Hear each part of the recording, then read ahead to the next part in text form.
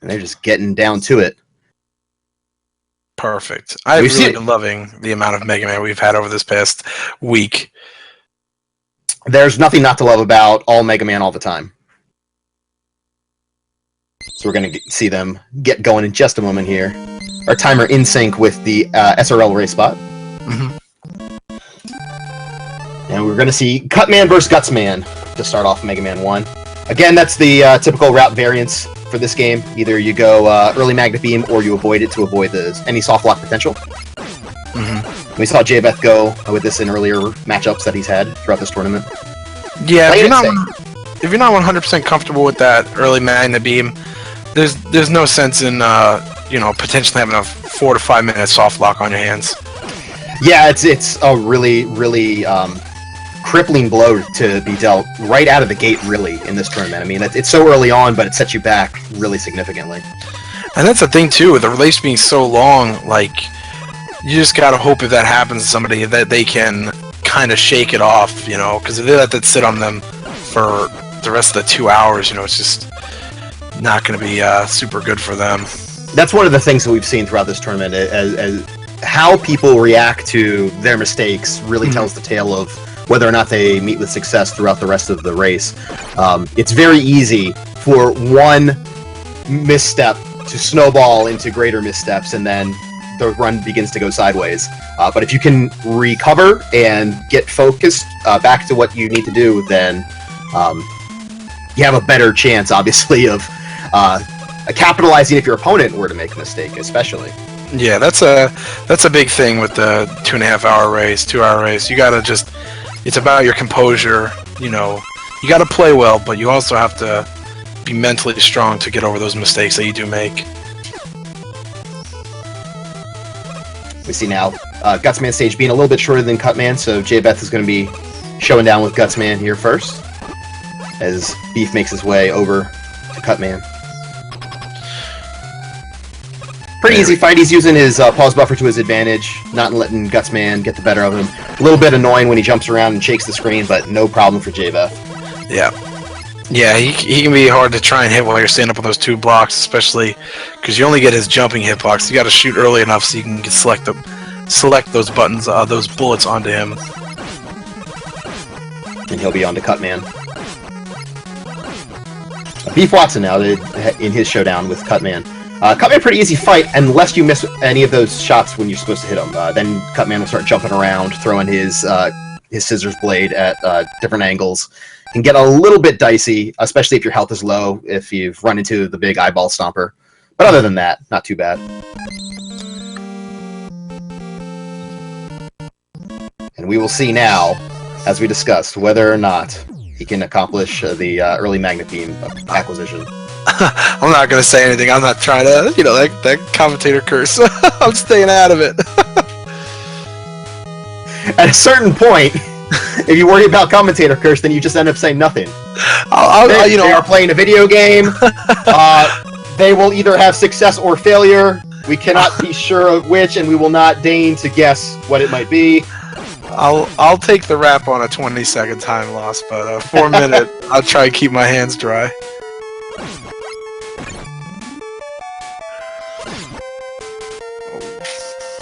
Getting shot by those satellite guys. Those satellite guys, if you don't get them at the right time... So frustrating. They can knock you down 1 or 2 screens even.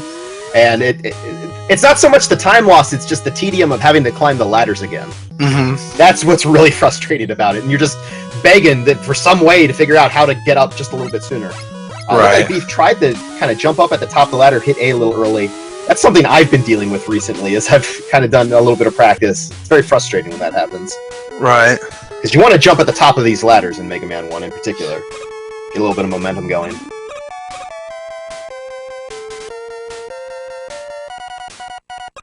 Alright, we're going to see that. Oh, okay, so he's going to walk down. So you can jump up there and grab that bottom ladder through the top of the screen and actually save yourself just a little bit of time coming through that screen. Yeah, that's a cool little trick. You see that throughout the run of the full game. Yeah, I think Wily 1 has one too, I believe. It sure does, and that's a very helpful one in that screen. Of course, you won't see that in this race. Here we go. Here's the setup. See how quickly it takes to grab that ladder. That's always I find that's the trickiest part, is getting that little one-frame press of down while you're shooting in order to grab the ladder just right. Looks like he's setting up, being very careful here. You have to hold right for 10 frames, and then press left on the next frame. And he's just going to tiptoe in. And he has got it without the soft lock. Now it's just a matter of getting out of the wall, and there he is. Yeah, if you go too far left, you're going to get stuck inside a little block with no guts super arm to get yourself out of there. And there's this. That's how the soft lock happens. That's right. Meanwhile, JVeth making quick work of Cutman with his super arm. Looked like he might have missed a shot there. I see he's back on his Buster there. So he's going to have to be pretty careful here in these next screens. Hopefully that flea doesn't come get him. Oh, he had good flea luck that time. Every once in a while, that flea thinks he's the star of the show and tries to get in the mix a little bit more than he should, but not today.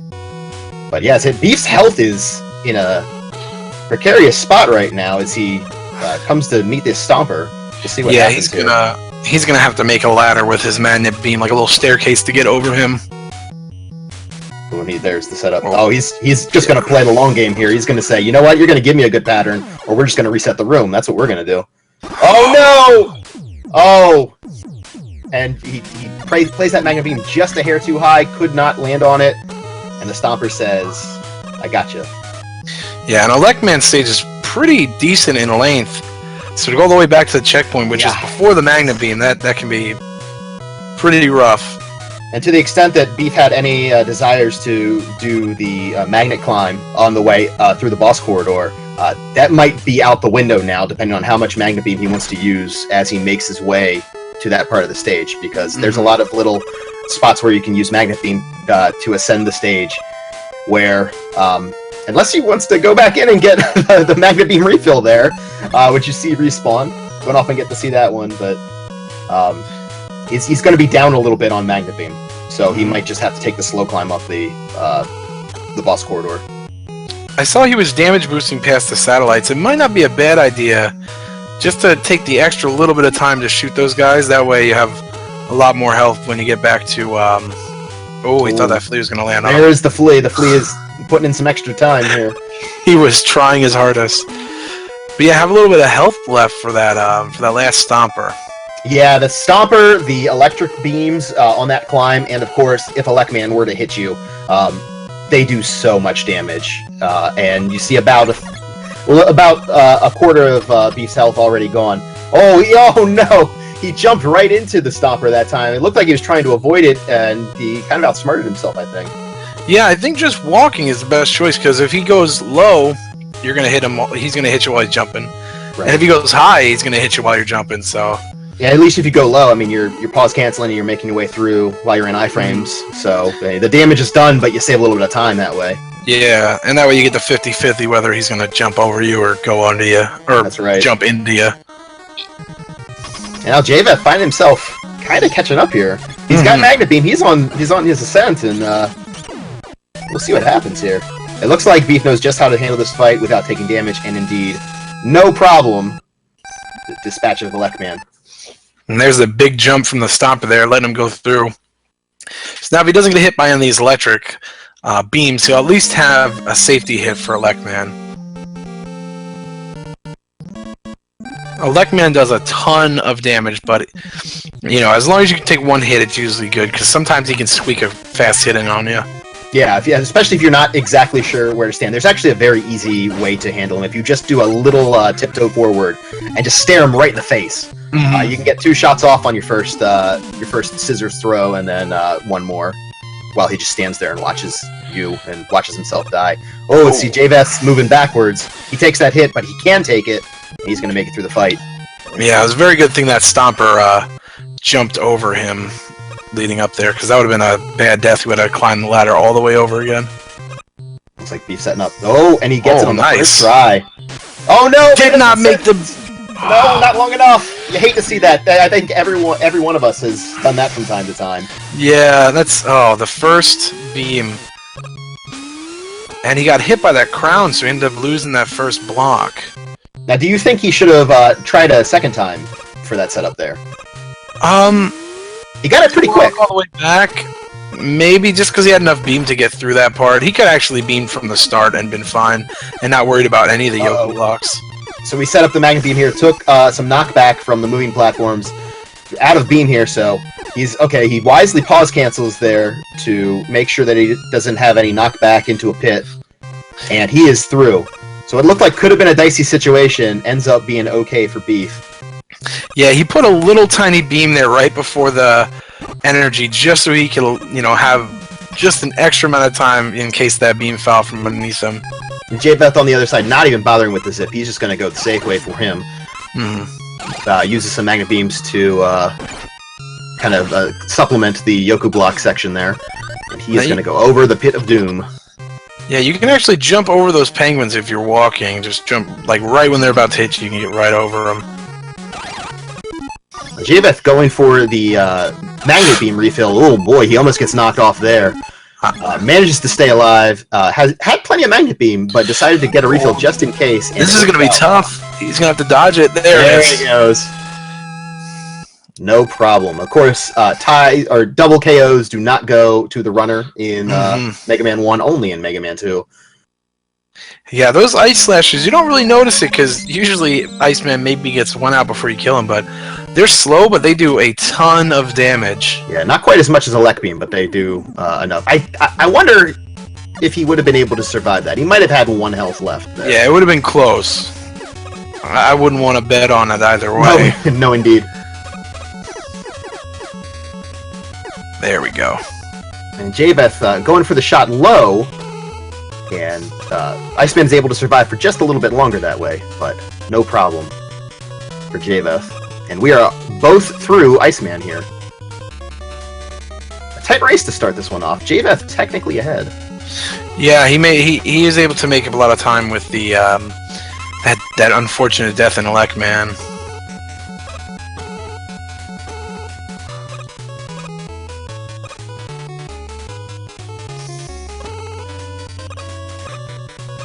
It looks like we have ourselves a classic battle of zips versus no zips. It's always interesting to see how that plays out with as long as both runners can avoid any silly mistakes.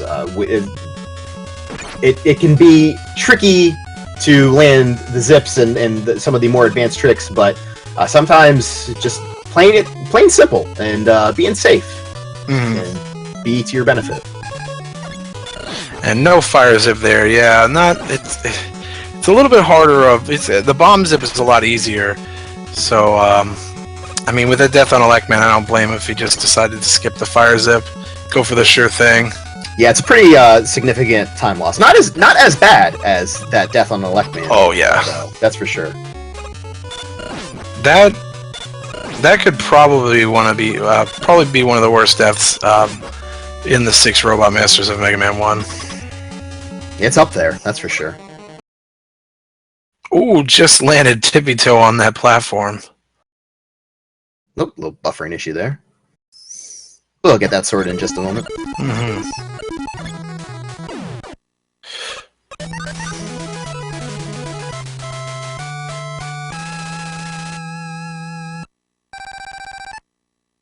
As long as it's not a dead Mega Man, we're fine. That's right.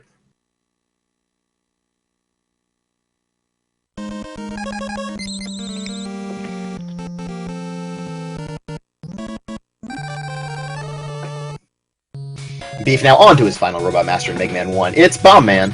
Oh, yeah, he did Cut Man first, so sure did. Yeah, he's gonna have to go for Cut Man or for Guts after this.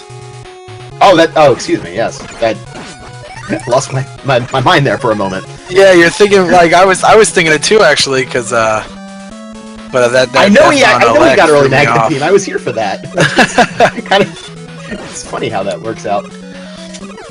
Yeah, I mean, he'd probably be entering, or close to entering Guts Man, without that death on Elec Man, so yeah, I understand. I was thinking it too in my head until I looked at the bottom. Oh, only 2 health. He's gonna have to not take a fire here. Oh, that's bad. Oh no. He's staring into the face and he blinked! Yeah, once you get that select going, it can be kind of hard to jump out of it. Yeah, sometimes you'll get your ice beam going, and he will fire off that big flame wall as he's dying, and that's a little bit easier to avoid. But when you're in the middle of the fight and he gets that off in between your pausing, that can be a tricky one. Beef trying to play some extra beams there, making sure. Oh no! Again, a little bit short of a beam. Yeah, outkick the coverage there a little bit. He's just going to set up. He wants his hand to be just a little bit above that rung. Going to make sure that he doesn't get trolled by these beams. He avoids it there. And now he's going for the zip. Has to just shoot left and then press select twice. Make sure that you don't overextend the zip or you're dead. But no death here. Yeah, that would be rough too. Well, actually, you only go back down to that spike room, so that's not too bad. It's really not bad, especially if you're going to zip anyway. As long as you have Magnet Beam. If you run out of Magnet Beam, then you're not loving life very much. Yeah, then you got to go try and get through those spike ball enemies that shoot the little 8-direction bullets. Those will knock you off a platform and into the spikes, and no iframes on spikes. Ugh, very rough. This is the one. This is the one game in the series for which they did that. Beef making quick work of Bomb Man, now onto his final Robot Master in Mega Man 1 Gutsman, as JVeth is on his final Robot Master, which is in fact Bomb Man. And it'll be interesting to see where they finish up on Mega Man 1. I think we might be in pretty much lockstep right here. Both stages are pretty short, and JVeth's a little bit ahead on his stage relative to Beef stage. Beef just choosing to go across. Oh, okay. There he goes. He's going to make use of the Magnet Beam there after riding the platform for just a little bit. You gotta freeze or kill that Sniper Joe because he will follow you for the till he'll follow you to Mega Man 2. Stalker Joe is more like it, really. He has no chill to him. If he skips the bomb zip, we're gonna see my favorite Sniper Joe in the whole Mega Man 1. The one that's just jumping in that little room by himself. He can't really do anything. And he just gets stuck in the wall there. Hey! I want to shoot you! Come up here and get this extra life so I can kill you. Oh, I'm good. This party ball will just keep shooting at you. You gotta watch out for him. Oh boy, he's dancing on the razor's edge right here is JVeth as he tries to make his way to the boss corridor, and of course there are a few opportunities to take some hits. He's got the extra life though, so as long as he makes it into the corridor, he can breathe a little bit easily. But he needs to do something about this Sniper Joe. How do you approach this right here, Kong Cakes, if you find yourself in that position? Do you use the elect beam as he just did? Yeah, because you can stand under his where he can hit you and just hit him with the elect beam, which is nice. Beef done with Mega Man 1, on to Mega Man 2. Making quick work of Gutsman, and now JVeth shortly to follow. He's only got 2 health, but Bomb Man can be pretty cooperative, so we'll see how this goes. He's not using the pause buffers, he's just going to play it safe and try to stay out of reach. Oh boy, he cut that clutch, and he gets it! Wow, well done. The clutch is real! Oh. JVeth is on to Mega Man 2, and we have ourselves a race, folks!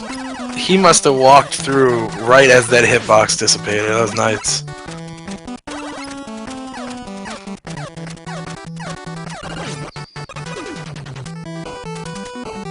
Alright, now it's time to see what paths they're going to choose. That's the fun part about Mega Man 2, is you get to see what everybody's doing in it. 2 and 3 probably have the biggest, like the most paths that people use in them. 3 seems to be the one that has the most. 4, don't sleep on 4 though. 4 has its share. I've seen at least 3 or 4 different routes for 4 throughout this tournament.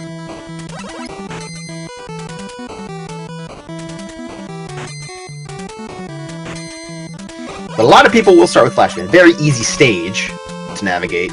Flashman, not a terribly difficult boss, even if he were to stop time. Just got to get there with a little bit of health, so you can tank some damage if you need to.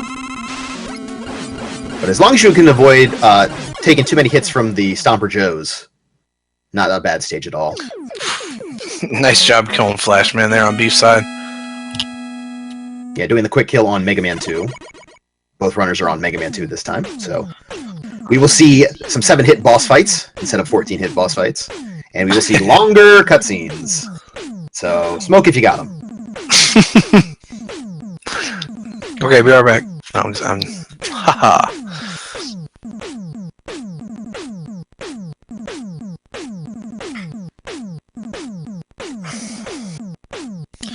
Another good kill there on Flash Man.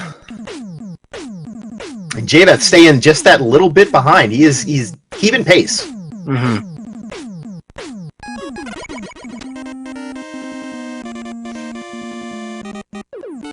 And it's on to Heatman for BeefWatson, as expected here. He knows his way around a fast air, so we'll see that coming up. But for right now, it's all about that item 3 usage. So we'll see our first zip in Mega Man 2 in just a moment. Mega Man 2 zips, always a lot of fun. Significantly easier than Mega Man 1 zips as well. Not reliant on Pixel Perfect so much. There is one in Bubble Man, I guess, that we might see, but primarily you just got to get your platform in the right location and wait for it to get to where it needs to go, and then press A left or B left in very short succession. Man, those cutscenes in Mega Man 2 really are long, aren't they? They are really long. 42.66 seconds lost to cutscenes in Mega Man 2 versus Rockman 2. But it's a matter of, do you think that you can make that time back up on boss fights and navigating through stages a little bit easier? Mm-hmm. And we've seen so far, it's been a nice mix of runners who think, yes, that's the better way to go for me, or no, let's go ahead and do Rockman 2, and we'll save that time on the cutscenes. Sometimes having your activity take longer is a little bit more palatable than having your non-activity take longer. Mm-hmm. You know, it's like being stuck in traffic versus taking a longer route. That it's going to take longer than the normal way you'd go, but you're moving the whole time. Right. So we're going to see double fast air. He's making some dance moves right here. He's getting some 30s out of this Heatman fight. And that was a pretty solid fight for BeefWatson. That worked out to his advantage. I think before he started, he might have slipped Heatman a 20 spot and told him, hey. Man, if that's all we have to do, I would have so many more completed runs of that game. You back for more Mega Man bucks? Yeah. Give me 1,020s. I got a big weekend planned. I think this credit card will accept it. That's right. JVeth playing a little bit safer. He's just building a little buffer area between himself and Heatman, waiting until he moves, and then jumping over him. And you're seeing a lot more 90s on JVeth's screen, I can tell you that.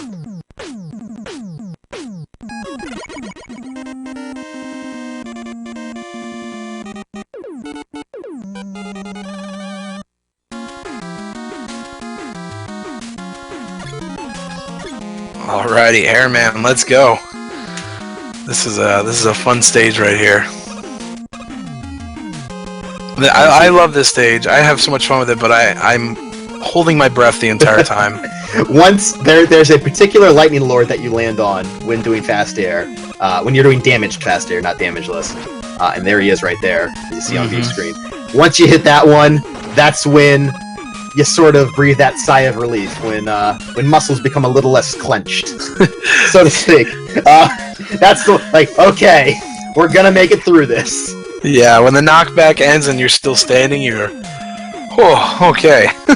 we'll worry about any life pickups that we need later, but we've got that past the hard part. Or the dangerous part, I guess is a better way to put it. Oh, no. Oh, no. And just an errant jump there, it looked like. Just kind of, the jump didn't quite fire the way he was intending, it looked like.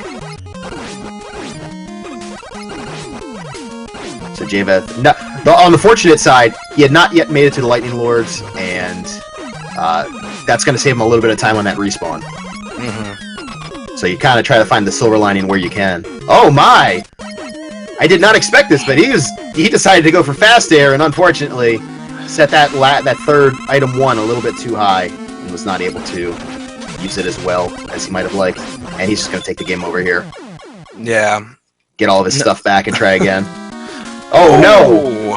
An Airman stage! Throwing some shade on our runners. Beef Watson taking a death to Airman. His health did get a little low over the fast air section.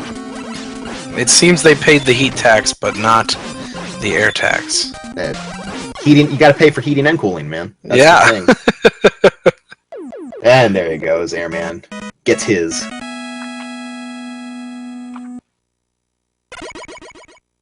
Ooh. Nice.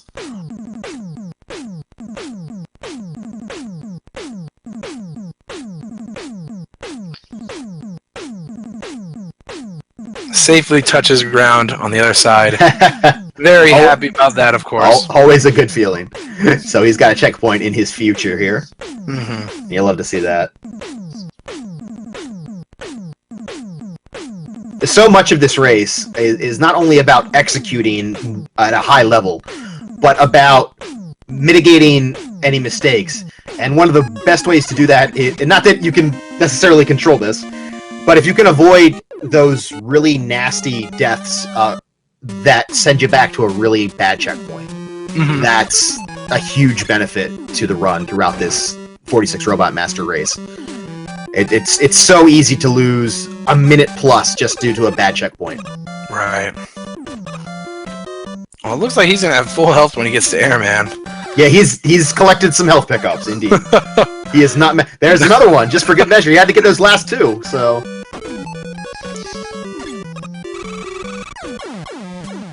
The Mega Man 2 version, very, very kind with its health drops. There's a couple health drops throughout the game. That's true.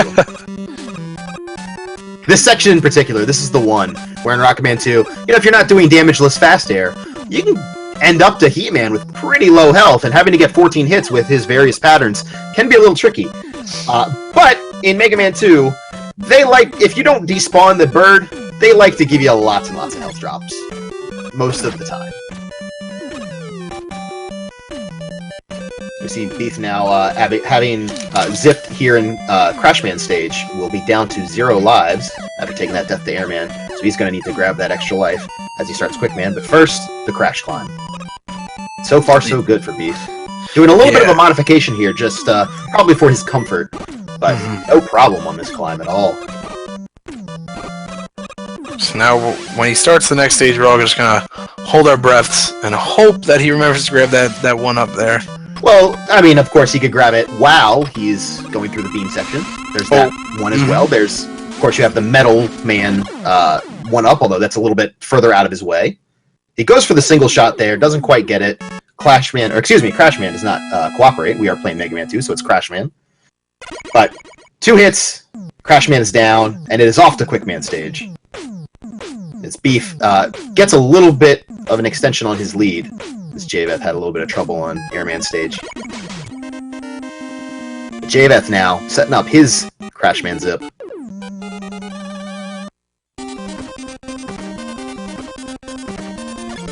And there he goes.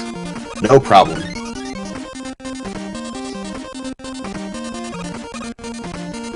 Beef gets his one up, and he will be ready, assuming there are no other issues, for some good wood in just a little bit. Yeah, that would... I don't know. I've done this myself, of course. But doing good wood, letting go of your heat and being happy with yourself, and then seeing a game over screen is so heartbreaking. There are times when it's humorous. Those times are not in the middle of a race. Yes.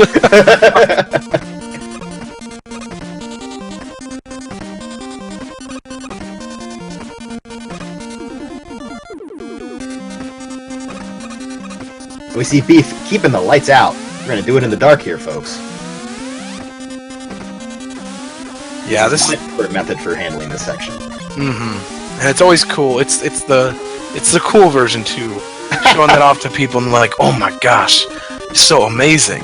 Now, interesting. Beef has chosen to go with air here. That is the weakness for these Stomper Joes. Not going to go for the dark zip there, which of course can softlock Mega Man 2. Probably a wise decision on Beef's part.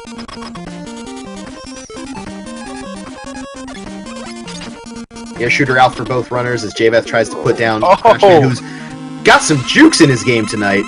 But there he goes, JVeth getting the better of him. he'll be on the Quick Man stage, just as BeefWatson engages Quick Man. 4 shots, and we're out. It is off to Metal Man for Beef. As we continue to have a pretty close race here. Only one Robot Master separating them. Yeah, I like it. This is one of the closest races I've been a part of, so I'm loving it. And of course, we're getting the birds every time on JVeth's screen. Shout out to the birds. And the birds on BeefWatson. We got birds everywhere.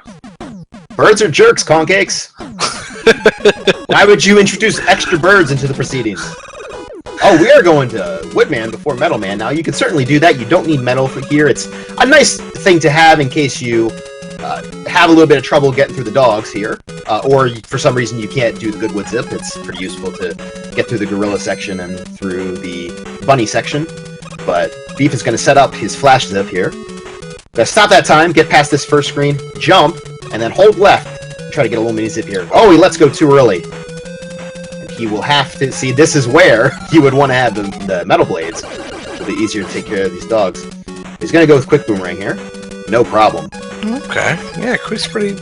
Quick is pretty... Very nice alternative. Quick. The only problem with using Quick is that you have to go to the other menu. Mm-hmm. So that's the disadvantage versus metal, but you can kill them just as quickly, it looks like. But minor time loss aside, Beef is on to his Goodwood. He switches back to Quick here. As JVeth makes his way through the beams. Just about to engage Quick Man.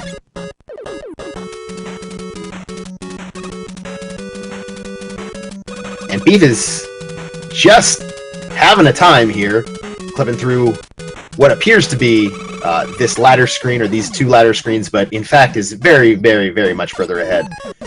He does the drop, and he is in the boss corridor. Good wood achieved. Yeah, very good wood.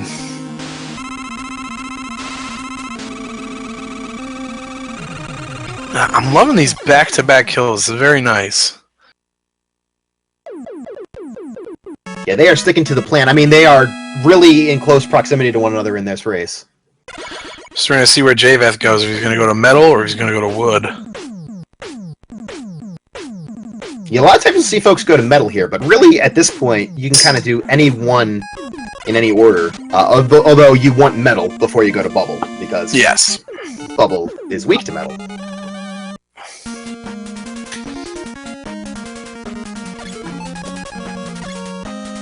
JVeth setting himself up for a zip, and for a moment we're gonna have some real close syncing between our awesome. Of course, as you see there, Beef a Robot Master ahead, but it'll be cool to see these guys make their way through Metal Man stage in such close proximity to one another.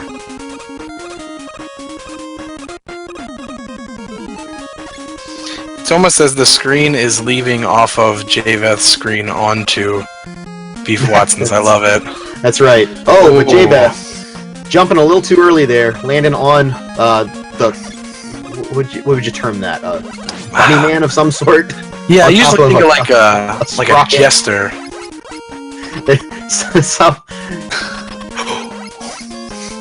That jump. A little bit of scary jump right there. Well, he made it, though. Mega Man might have broke his big toe, landing all of his weight just on it.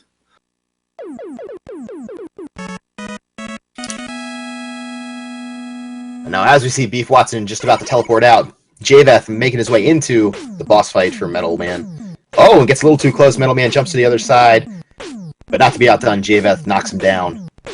And it's over and out for Metal Man.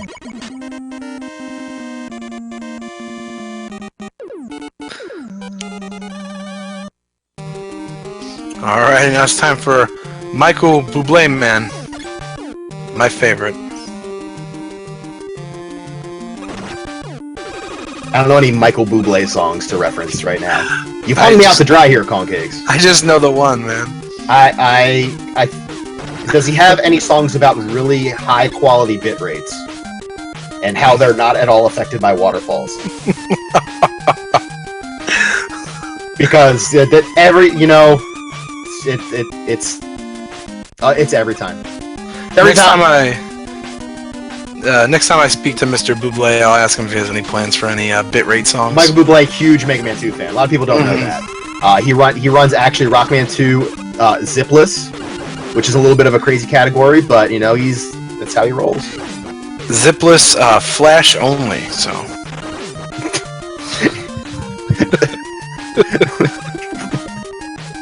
Just trying to figure out what that would even be.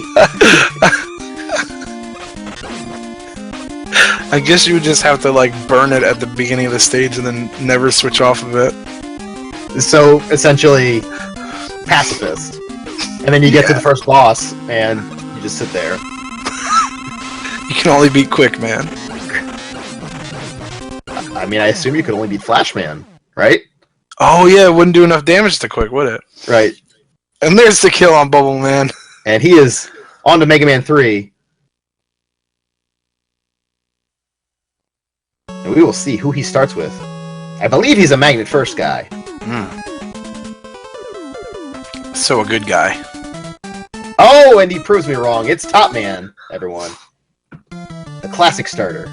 Well, what I said was said, unfortunately. So, they have me on tape. That's right. I'd like to apologize for my broadcast partner. His views do not necessarily reflect those of the Mega Man 46 Robot Masters Tournament or Speedruns Live.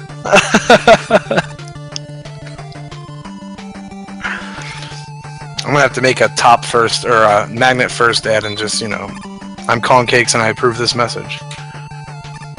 That would be appropriate given the political season. The least, I have like the least credentials of any Mega Man 3 player to be doing that. I don't think I used that word right. No. Anyways, Woodman is dead. Okay. Moving on, we're at the first of these mini boss fights with these cats. Have to shoot them 10 times with your Buster here. If you don't have Magnet Missile, 5 times with Magnet Missile. If you do. And it's down to Bubble Man for JVeth, as we're going to see some hot bitrate droppage right now. I want both bubbles on screen at the same time for ultimate bitrate. Oh, sure. It's the screen just freezes. Oh no! Oh, JVeth's gonna have to make some moves here. No! Anytime you fall off that item too, it can get a little dicey. Yeah, I saw that exact same situation. I think it was last night. Same block too. I believe it was Infinite Mystery, wasn't it? Mm-hmm. Yeah, that's with just that little bit of slowdown caused by the big frog shooting out the little frogs. It throws you off just that little hair when you come off the item too. That those jumps become a little bit more difficult to time, and if you don't time them just so, there's really no recourse.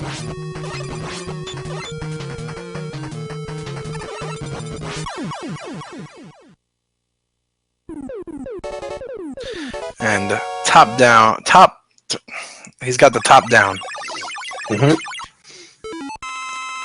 Oh, just a little too close trying to get this zip here. There we go. B trigger? No. Oh, and it looks like he missed. Oh my! Yeah. No, the A. Well, now he might actually go for the B trigger. There it is, the A trigger. So there is a B trigger you can do there, as you get just a little bit above the spikes, to save. Oh no! Speaking of the spikes, that jump was just a little bit too high over the anglerfish, and we're going to see another crack at the zip here. JVeth is down to his final life, so a death here would be a game over. Oof. Fortunately, Bubble Man is a pretty short stage, especially with zips, but you'd hate to have to play the majority of a stage over again. Mm-hmm. There we go. There's a nice jump. I think he was just looking too far ahead and maybe just forgot he was holding the A button down. Yeah, those jumps can get away from you if you're not paying a little bit of attention. So you get those nice floaty physics underwater there. Yeah, I mean, they've all done this so many times. You begin to just forget the spikes are there. You just know where you're jumping, you know. So it's a good point. I was surprised there, actually. Yeah. Just now. I kind of forgot there were spikes up there.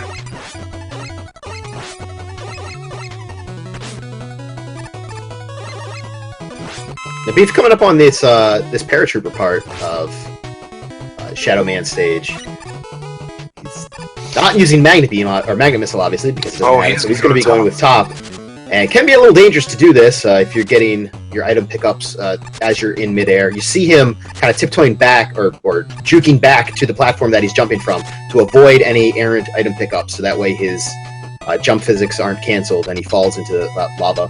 Makes it through, no problem, and has plenty of top spin left, it looks like, to take out Shadow Man. Yeah, as long as he remembers to tap the top button. Just give him tap. A little taparoo. I know what I'm watching later. Mm-hmm. You're welcome. It's our 46 Robot Master double feature. Mega Man races, then Happy Gilmore. Happy Gilmore commentary provided by Con Cakes of Enemy.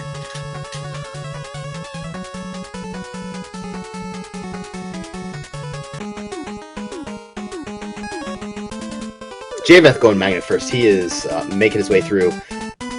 Those guys remind me of Bubble Bobble. Those big springhead guys that shoot the missiles out. Oh, right.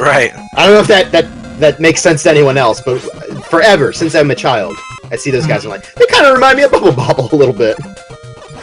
They are probably the cutest enemies in Mega Man 3, aside from the big penguins. All right, let's think about this. Uh-oh. Cutest enemies in Mega Man 3. Well, the Mets aren't particularly cute in this game. No. So, we can discount them. I mean, you don't have spinny Mets or space Mets, so... Getting a little held up on this Yoko block section. Yeah, Yoku blocks, it's always just a matter of knowing when and where to jump. There we go. Looks like he sees the pattern now. Yeah, fortunately, this Yoku block section, pretty easy as it goes, especially coming from Mega Man 1 a little earlier. That's the trickiest, I find, throughout these 6. Beef getting the music despawn, making his way past the... What would you term that? The I don't know, the blockade that Proto Man lands on. Oh, yeah. What is that he lands on, huh? I've heard it referred to as a pillar, but I wouldn't really say it's a pillar exactly. It's an enclosure of some sort. It's pretty, props to Proto Man for being able to just blow a hole straight down there and have that clean of an explosion, See, that's when we knew. That's when we all should have known. Proto Man was on our side all along. he was just testing Mega Man the whole time, making sure he was ready to fight Dr. Wily. I do remember asking my mom as a kid, why is he helping you? You gotta fight him all the time. I don't get it. It was a little disconcerting as a child, yes. Are the lines between good and evil that blurred, I'm a little kid having a crisis here. Pancakes, there are shades of gray to all robots. Oh, JVeth getting the kill right in the center of the stage. Very good. Yeah. He's going to save a little bit of time there. This BeefWatson begins the Gemini fight at about half health, so we'll see how this goes. Not a terrible fight if you know what to do, but Gemini can certainly hit you for a lot of damage, and he's going to go right now to the E-Tank, not even mess around with it.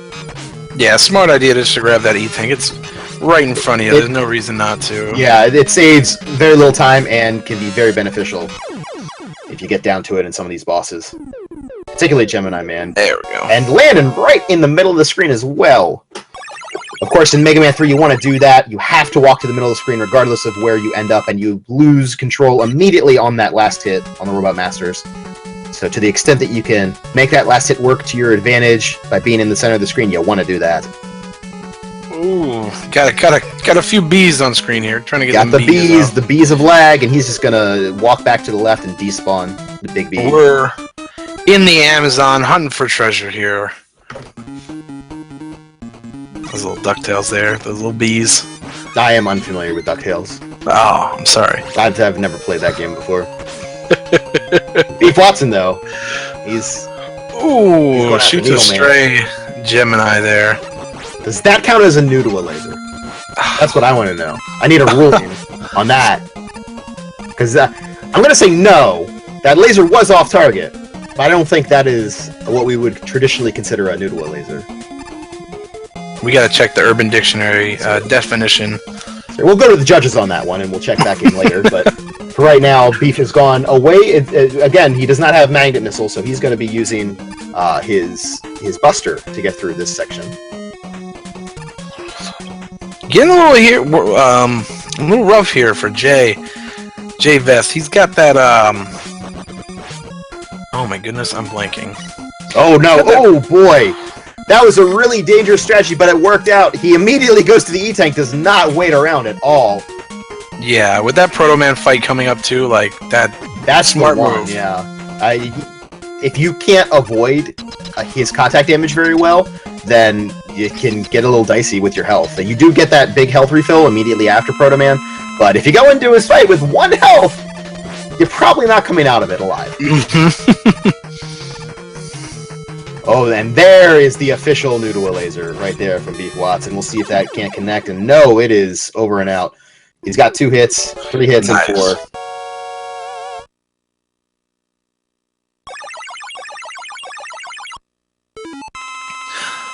Alright, he got a full tank of gas here coming in against Hardman. And with that Magnet Missile, he's not that hard. Full. It's pretty easy to... See, there you go. You can double up those shots a little bit too quickly, not do the full amount of damage to him, but JVeth only gets frozen the 1 time. Pretty well done by JVeth. Mm-hmm. Speaking of Magnet Missile, Beef onto Magnet Man to get his own Magnet Missile.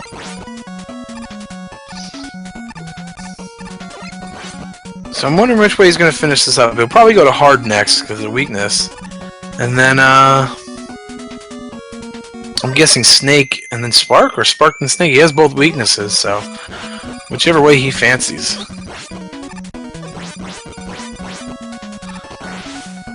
And see, these Proto Man fights are a perfect example of why they're so much easier than that one in Hardman, just because they'll run straight. You know, it's a nice, easy way to get by him.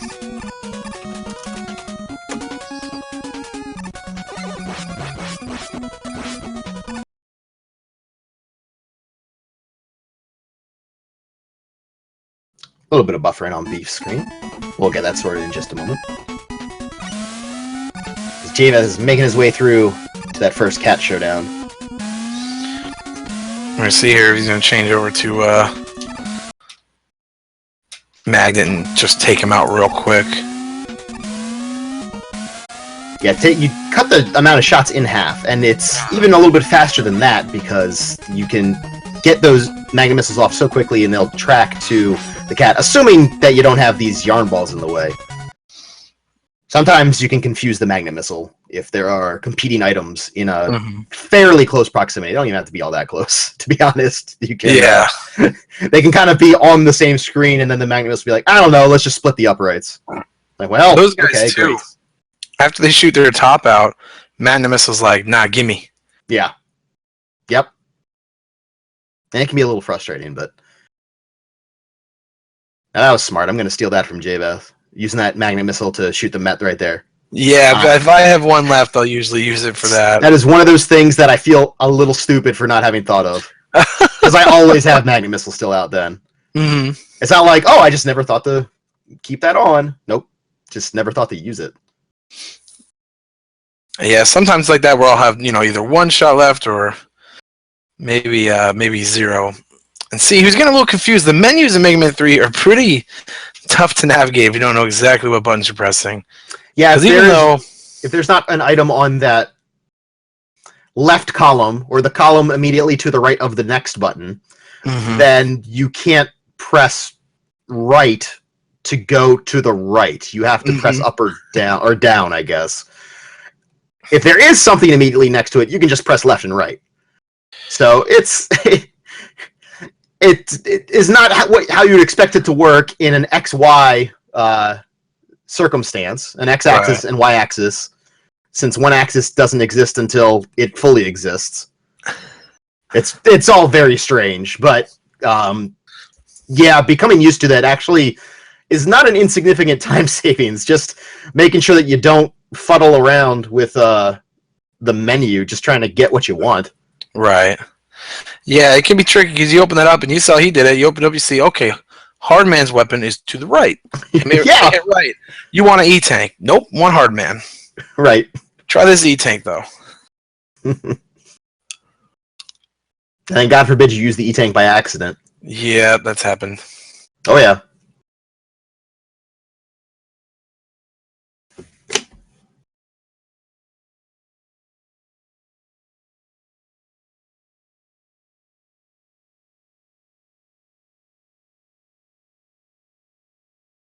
And there we go. Nice pro, man. He's going to forego the health, it looks like. Should have plenty of health to do quick kill here. Mm-hmm. Oh, he also has plenty of E-Tank, which he uses. Oh, yeah, the grenades, their explosion stays on the screen for quite some time.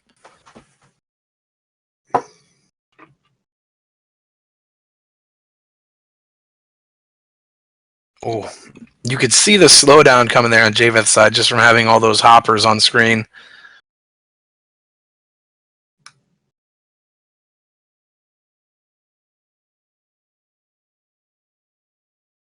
Those hoppers, of course, have excellent hitboxes. Oh.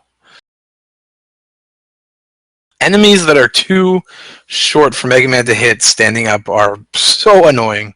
It's a real jerk move by Capcom. Mm-hmm.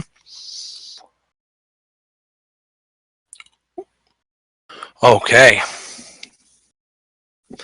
Very nice there. I saw all that top drain. I got a little worried, but able to clutch it out there.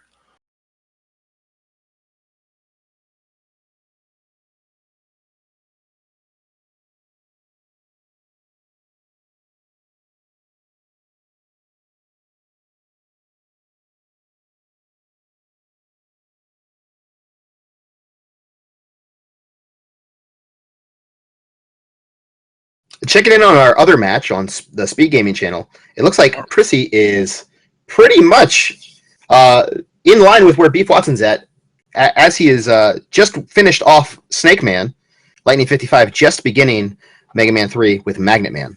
Mm-hmm.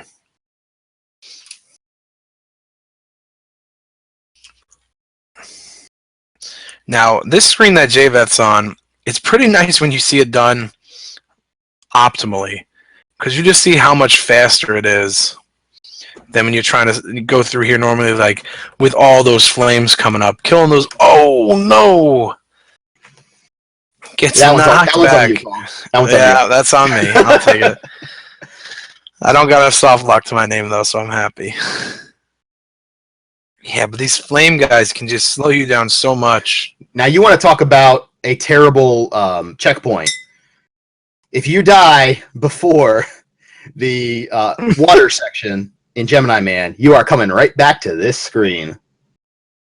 So rude. It's awful. What were they thinking? This screen takes so long to navigate if you're not really up on your movement or using Metal or Shadow Blade, both of which are viable through here.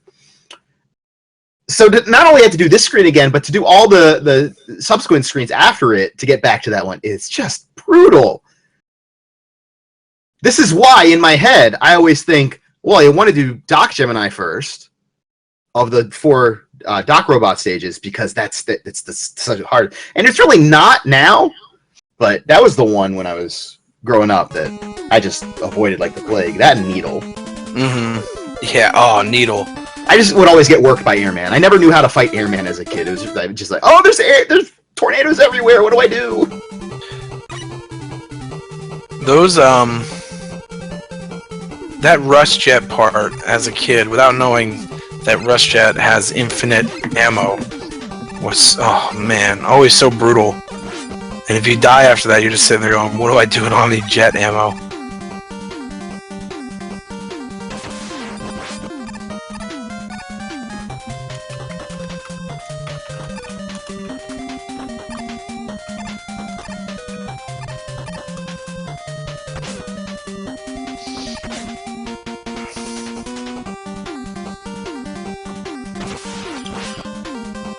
Alrighty, going with the Rush Marine, taking a nice, easy ride down here in the water.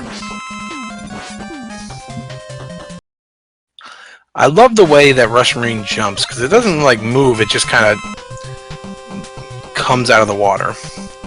It's like, yo! It's a submarine that jumps. It's amazing. He might be pretty keen to use this E-Tank as he's coming out of his menu. I mean, sure. The game's got a ton of slowdown, and Top Blade is weird, and the menus are weird, but it's got a submarine that jumps, so best Mega Man confirmed. Also, the soundtrack is very good. Oh, he tries to avoid the Stomper, but ends up a little bit slow in taking that hit. Yeah, he waited just a little bit too long to slide off that. Over on Beef's screen, he is done with Mega Man 3 on to Mega Man 4. This is where things are going to get interesting. Mega Man 4, a game I absolutely adore. Mega Man 4, a game I want to love, but it hurts me every time. Look at that, 2 HP. JVeth! Putting a couple clutch kills under his belt halfway through this race. Close shave America, close shave Barbasol.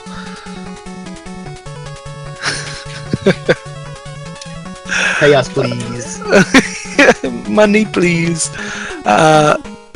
Here we go, coming through Brightman stage. Worst jump in the game. Oh! Yep. Worst jump in the game. Yeah, you gotta commit to where you are before those lights go out. Or I don't know what it is about that jump. You know how long that jump is.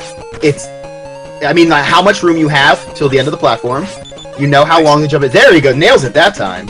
But there's something about it that jump of that distance becomes way more difficult than it otherwise should be. Yeah, the lights are out. There are a few jumps. I noticed in Mega Man 4 probably the most that are just sneaky. Deceptive. Yeah. Yeah, that's the way I like to think of them. They're the one here, the one in Skullman stage, and the one in Drillman stage, jumping, turning on the lights. And of course, a little bit the Toadman jumps on that first screen, but that's more the physics of getting knocked back while you're jumping. JVeth taking a little bit of damage to this Needle section here on Needleman stage. Ooh. He's got that E-Tank to spare. We'll see if he goes to it right now, and he does. He hit right. He hit right just to go to the E-Tank like it did before, but now he has Gemini Man, so it stopped him. That's right. And he's still flashing. Oh, there he goes. There he goes. I was wondering if he was going to be invincible forever. Yeah, he was holding right when he fell down on the second player controller when he fell down. Oh, that's what I'm about to do. Nobody will know. No, when all of the music stops, it'll not be obvious at all. I'll make sure my mic's on so nobody's capturing me. Advanced strats. The cheese. Thank you. Not even cheese, it's just cheating. The cheese. We got some lasers here. On the money so far. Can he go 4 for 4? Yes, he does. Over here playing pool, the bank shots. I love it. JVeth, not a Noodle fan, apparently. There we go. There's the one puts shot. Puts down Needle Man. Gets his Needle Cannon, and he's away to Snake Man stage next. Meanwhile, Beef Watson fighting Bright Man, doing a little do-si-do with him, avoiding these shots, and he's trying to maintain that health at just the right level so Bright Man does not hit his margins where he will stop time. Beef does it, avoids the time stopper all the way through. And now we are in Mega Man 4. There it is. Gets the pixel, and he's over and out.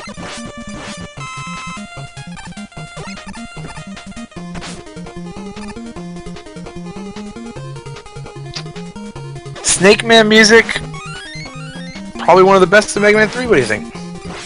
I will say that when I was a young man, when I was a youngster, and I was making my first ever website on the old tripod, it was Snake Man's music that had to be played on the screen.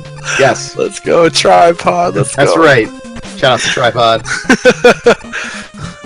Thank you for supporting all of our really bad single image websites. Oh, no, there were a lot of images, and most of them were skulls that were on fire. So, you know, I knew how to make a website in 1996. Thank you very much. That teenage angst coming through right there. But it had Snake Man's music, so it was basically the greatest website that's ever existed. I think we can all agree on that, objectively speaking. I believe the address. Not worrying about the balloon here. He's just going to flash his way through the extra screen that you wouldn't normally see if you teleport past it, getting the balloon. And now he's going to switch back to his Buster and ride himself along some of these platforms here. Yeah, you want to make sure never to use Bright in this room, because those little, what are they, like inflatable balloon guys, you know? Yeah, little auto-scrolling platformers, yeah. They will just stop, and you will just be sitting there like a moron for several seconds. And that's the... Ooh, gets a nice jump there to avoid landing on those platforms, on those little stair-step platforms. Saving a little bit of time. And saving a lot of swag. The 5 seconds from Flashman never seems longer than when you accidentally flash these guys here. Is it really only 5 seconds? Oh, that's going to be more than 5 seconds. I'm not sure why he wasn't rush-jetting through there. He had enough. I think he just thought that he had to be safe and save it for just a little bit. Mm-hmm. And he had an idea in mind about when to use it. And, you know, just... Sometimes those cloud platforms, when they spawn, they kick you off. Yeah, that is really... It's a very weird thing that occurs, but it does occur from time to time. When you're on the edge like that. It looked like he just went early trying to get up to that high platform. Oh no, and again! Oh, and there it is! You got him! Alright, let's see what he does here. And he's got to just go to Rush Jet early now and just hope for the best. I mean, you got to get past that part by any means. The other part, I think, is a little easier. You got those bullets flying, but as long as you take your time with them, you're fine. Right. But yeah, we need to Rush Jet and get over these smokestacks because they are not fun. Smokestacks, yeah? Ah! No! Again! 3 in a row! What is going on with it? That is some junk. He's got an extra life, so he's back in there. We're here now. He may actually be out of jet, Carl Cakes. Oh. Huh. Oh, that might have been maybe Rush Marine or Rush Coil he had equipped. We're not sure. We'll see. Whether or not he's out is irrelevant if he chooses not to use it, though. I mean, it is sometimes, although something might seem like the simpler solution, you just have an intended way to do something in your head. And now he's being very careful to stay in the middle of these platforms. And no, he had Rush Jet. He had about half Rush Jet, which is enough to use your jumping strats. That is a miscalculation on JVeth's part, I think. But he's through now. He's had some troubles to get through there, but he has made it through. Yeah, to get to where he could have turned off Rush Jet to jump onto that door, he only used two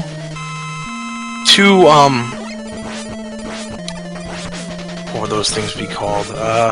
2 points of energy. Yeah, two bars of energy. Yeah. So yeah, he could have gone through that section a few times. But in all fairness to him, those platforms, those spawning clouds, were very cruel. What it is sometimes when they just come up, when they come out of those smokestacks, they just say, "Hey, this is where I am, and you're here, so you gotta go," and they'll shove you right off the edge.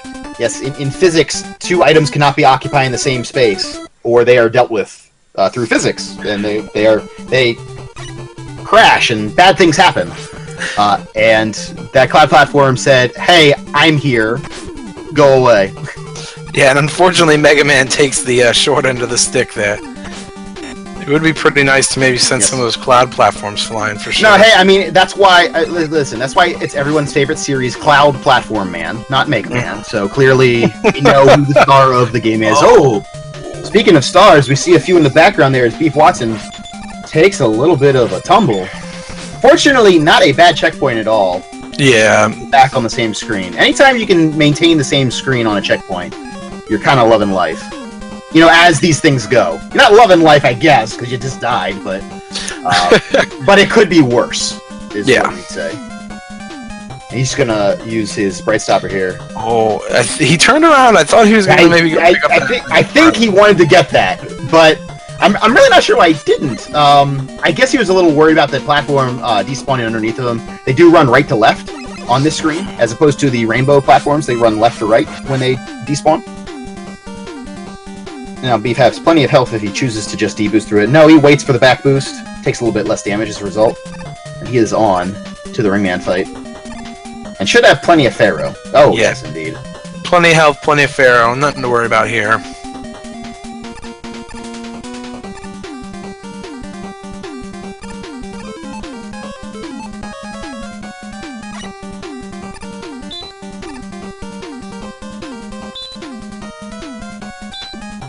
And he There finishes we them go. off with an uncharged shot.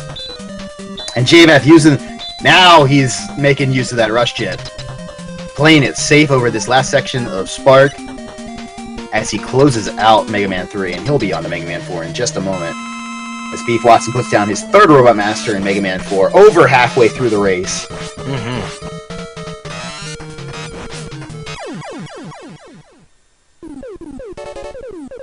He's There widened we his go. lead just a little bit, going into Dustman stage.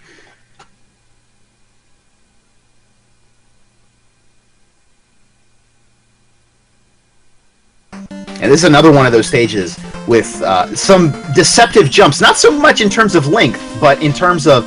I mean, you have these platforms right here that he's stopping time over that shoot out those little fan dudes that will just snipe you out of midair.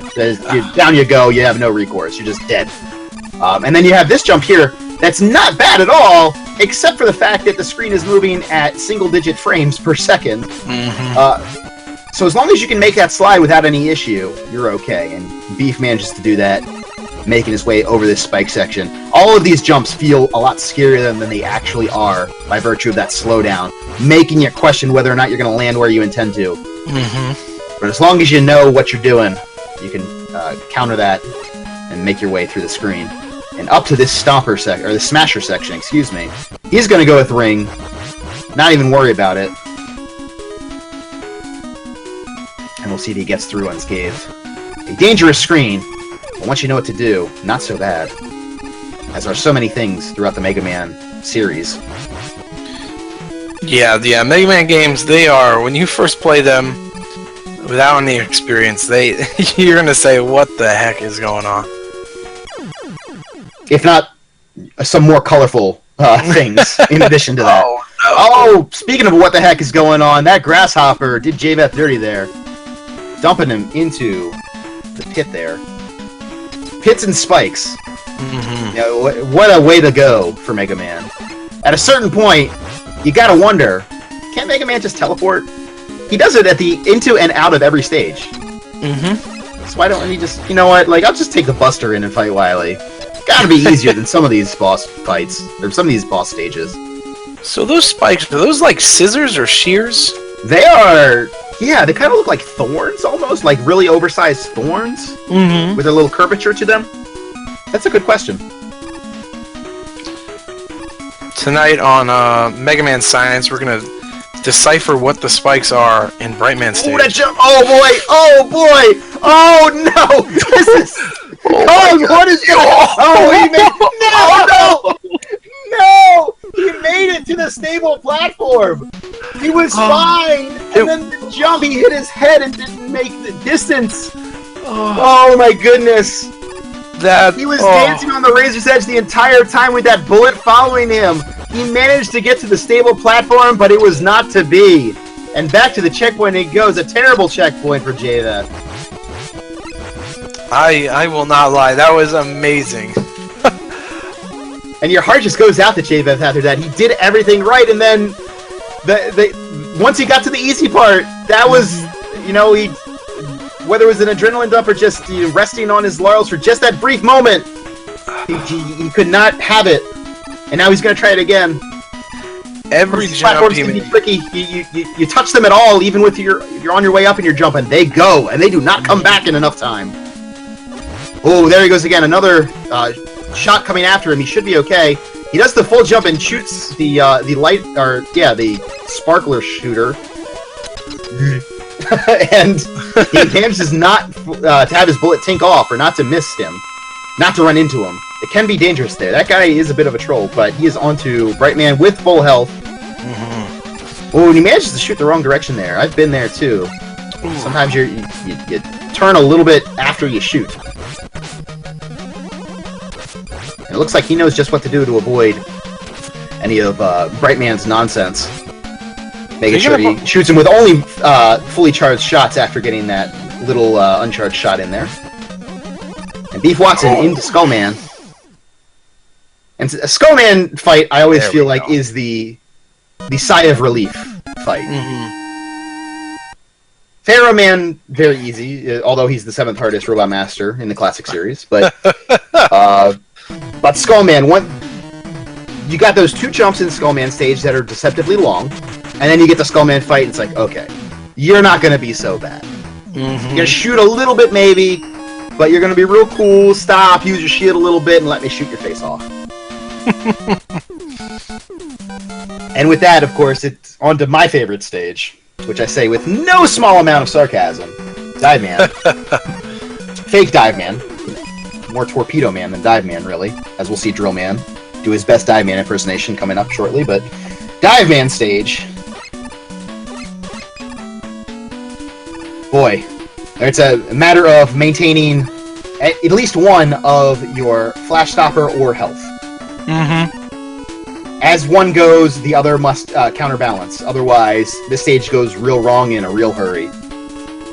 And that the health can be a real problem sometimes. Oh boy, that second to last screen with all the spikes and the mines and the manta rays. Those rays do so much damage, so much damage, and a lot of times you have very little opportunity to avoid them. As JVeth manages not to avoid the balloon, he's going to have that going forward for a Skull and Ringman stage in particular, and gets the nice little teleport there, saving just a little bit of time. Eddie being a bro, giving that E-Tank. That E-Tank is so crucial. That's what a huge relief. Just knowing you have that in your back pocket, whether it's for this stage or for Drill Man stage, either one, it could come in handy. Oh no! No. And we're gonna see. I wonder if he picked up any extra lives. No, he did not. He does maintain the balloon here, which is, I guess, not that big of a deal because you kind of want that teleport anyway. You know, Kong, I'm actually not sure what happens if you go back to get the balloon after you already have the balloon. I think it's just still there, because I know you can go down and just get dive or get wire forever. Yeah. Huh. Well, we're gonna find out. Yeah, he's gonna go for it. Oh. Interesting, Rush Coil will track with you? Oh, boy. Well, he's gonna go the long way. It's not that much longer, at least. But interesting in this game, when you take damage, Rush Coil will track with you on your knockback, so he actually could have made that work when you saw him take that damage and kind of fend off there. But you don't expect it. You don't see that in the other games, so it's not something that you would instinctively do if you're not a Mega Man 4 player. And there we saw that E-Tank come into play. Dive Man had about 2 hits left, and Beef had 1 hit point, so he walked over and said, "Thank you, Eddie." That's right. I appreciate it, and took a nice sip there. When Eddie is a bro, you gotta use what he gives you. And that's actually part 2 of Mega Man Science today. We're gonna find out what happens when you get the balloon twice. So now we got all these mysteries to solve. New YouTube series coming soon. That's probably already somebody's show. On to Drill Man here. This stage can be a very big pain. Yeah, particularly that last screen where you have all those switches to flip while you're negotiating through the boulders and the little flying enemies. You want to make sure you don't take too much damage, not so much for the loss of health, but for the knockback that can be presented to you. As you travel over some of those pits, man, that knockback can just send you to your doom instantly. Oh, and it looks like we're going to see our first Bright Pharaoh Man. Well, my first Bright Pharaoh Man, I apologize. So let's see. You see that? You're going to see that bullet inch closer and closer to Mega Man every time he freezes. Uh-oh! JVeth is just dumping right now. It's going to take about 475,000 shots to kill Pharaoh Man. But JVeth is really, really safe doing it this way. So now he's going to have to jump. That'll be a little bit of an annoyance, but not a big deal. Now, Beef Watson is down to his last use of Flash Stopper. He uses it, oh my, and he uses it before he gets to the boulder screen. He's going to go to Skull as a backup, and there it is. Skull will allow him to keep sliding unabated. You just got to make sure your finger's on the trigger for Skull and you don't forget. Right. If you were to take a hit and then proceed to jump, oh no! Forgot to re-shield after it got taken. Oh no! Oh, okay, that was the continue screen. I mixed the games up. I saw the death yes, that's on right. the left side, and then saw In fairness, they do look very similar. I got very scared. So now Beef Watson, without benefit of Flash Stopper, only having used a little bit of Skull, but his health is just about halfway gone already. So we'll see how he manages through this section. Of course, then he still has to have the fight with Dive Man. Well, Drill Man, but let's be honest. Dive Man too. One more bullet to avoid, and he does it. He remembers to keep his shield up. To keep it on his body, so that's good. Now, he does not switch to Dive Missile before the fight starts, so he will not be able to use the musical trigger here to know when to move. But he's probably just going to play it by ear.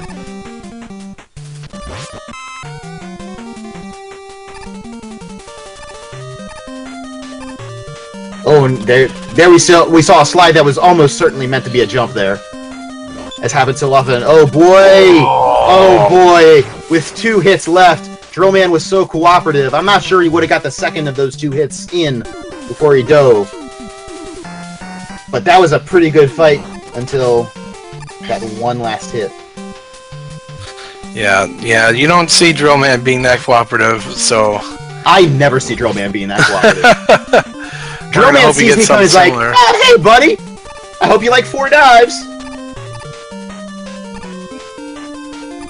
The Drillman can dive 1 to 4 times after the initial dive, which he always does. Oh, the health pickup! 8. No, see, there it is! Ruining the physics of the jump. Causing JVeth to fall to his death. Mega Man 4 says, I'm just trying to help you out, what?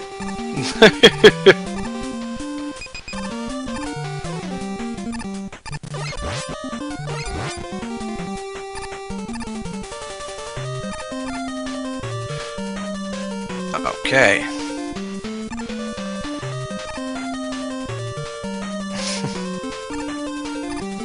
All right, now we're on to the end here with Toadman. Toadman stage has become so much fun for me since I've been able to do it quickly. It's better, isn't it? Mm-hmm. It is so much fun stage.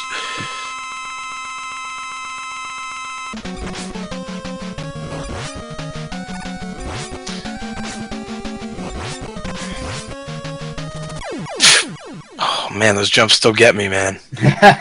Well, at least when you make it to that last one, you can just slide off. Mm-hmm. That's nice.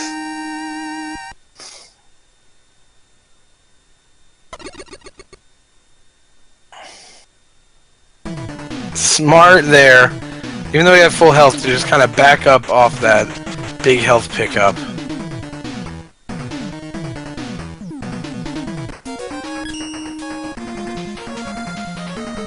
So we're going to see him flash through these mini-bosses. Awesome.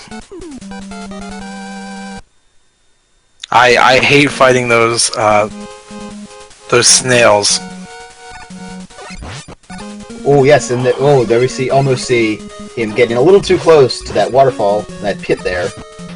But Beef makes it through. That can be a little bit of a dangerous spot if you have one of those slides when you intend to jump circumstances.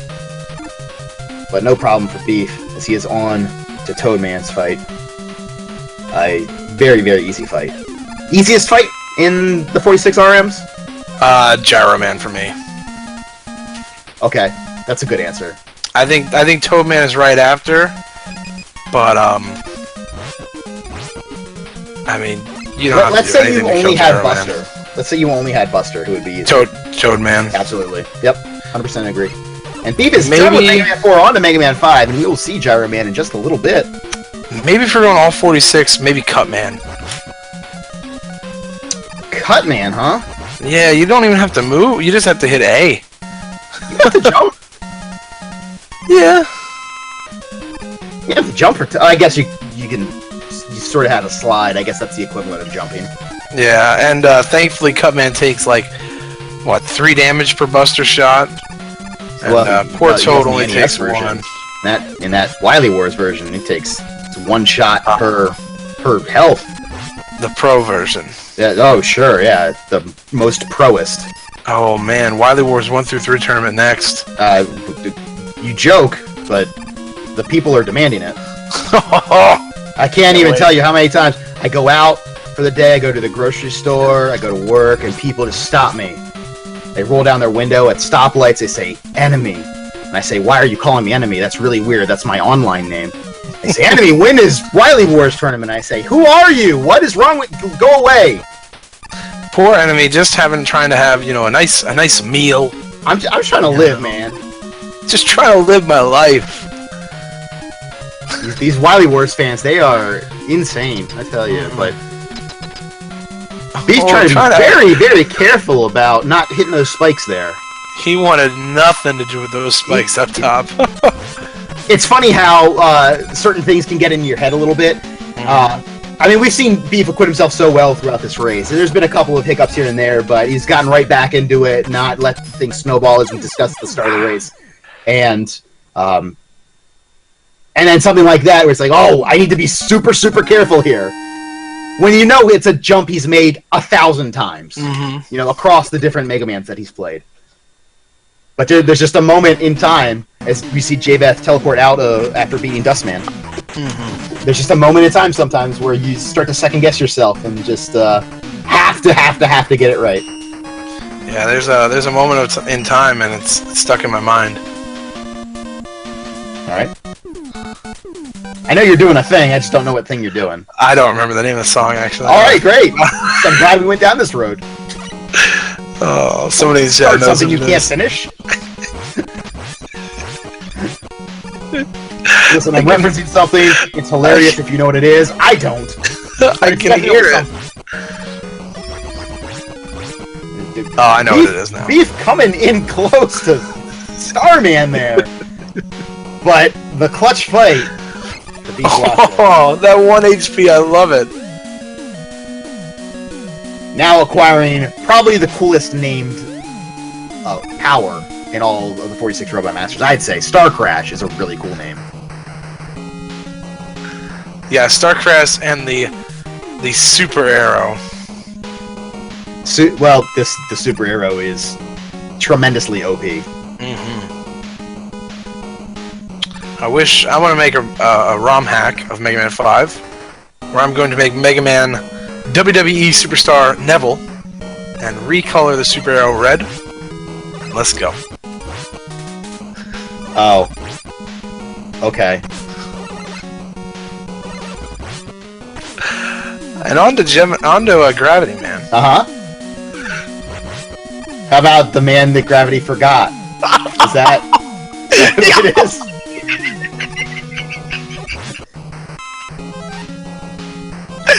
Shit, I should have used that when he killed him. Oh man, that's so good. I ruined it. Anyway, Beef Watson making use of that Super Arrow. He does not get the refill, but he doesn't really need it here. He's just going to ride this last little bit out. That's the great thing about the Super Arrow. Once you launch it, it doesn't go away until it hits something. Or until the screen scrolls. So you can run out in mid-flight and no big deal at all. Nice letter pickup for Beef there. Very, very important to get all the letters here in the 46 Royal Master.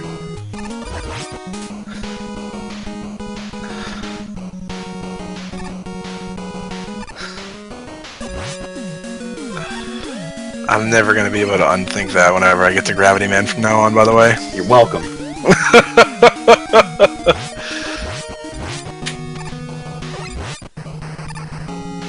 Gravity Fight's super easy because it's the same every time.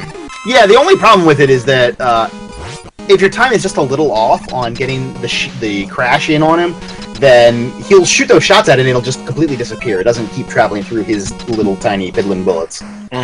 So that can be a minor annoyance, but yeah, it's dead simple. JVeth now showing down with Skullman. Once he jumps, he's going to use that shield. Impenetrable shield, unlike Starman's shield, which you can just shoot through.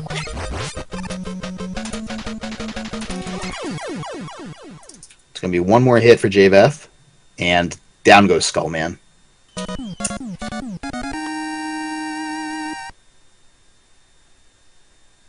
And we see BeefWatson switching to Super Arrow. He's going to make this climb here. As soon as he scrolls the screen... Oh, he's a little low, it looks like. He's going to have to jump over this last little ball. And there he goes. No problem. Had just enough arrow left to do that climb there. And, oh, gets the shot on the satellite. Beef showing some very nice skills to get through this screen. Or these series of screens, excuse me. The stage is how I should say it.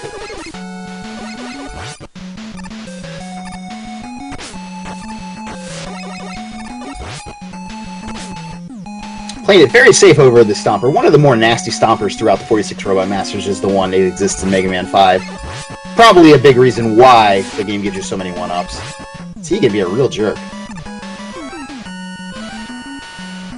Be playing it safe over the collapsing block section, not wanting to press his luck. And now onto the Smasher section.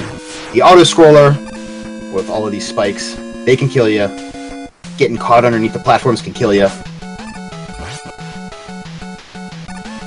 But no problem for Beef. He is on his way, just about ready to engage Gyro Man. As JVeth making this climb up, seeing Eddie, he's going to high-five Eddie, get a nice health refill. Very nice pickup to have throughout the rest of the stage. Getting as close to full health as possible. That's going to be a real boon to him. If you're not getting that E-Tank from Eddie, you want a health drop.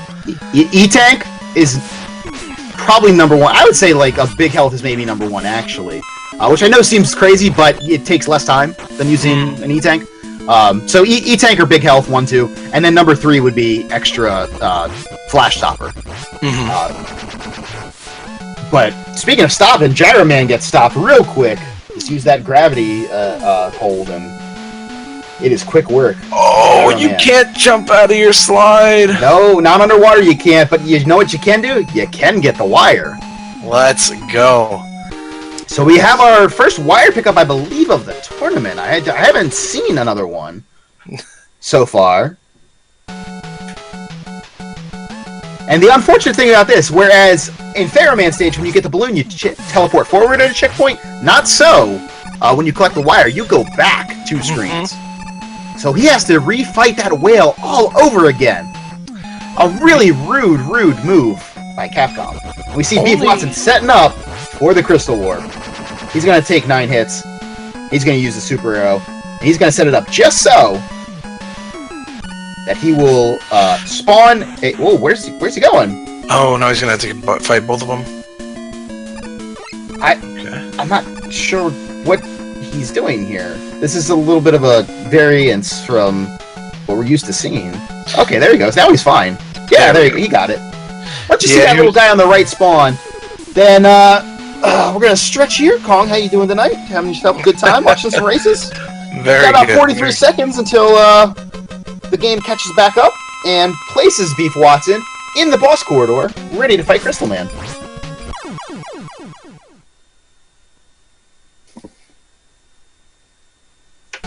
Oh, taking the death there to dive, man. And that might have been a tactical death there. Yeah, we'll get the full health and get back in there. So yeah, with those ball and feet guys, it's if you shoot their legs out, the ball's gonna go bouncing, but if you shoot that ball, they're gone.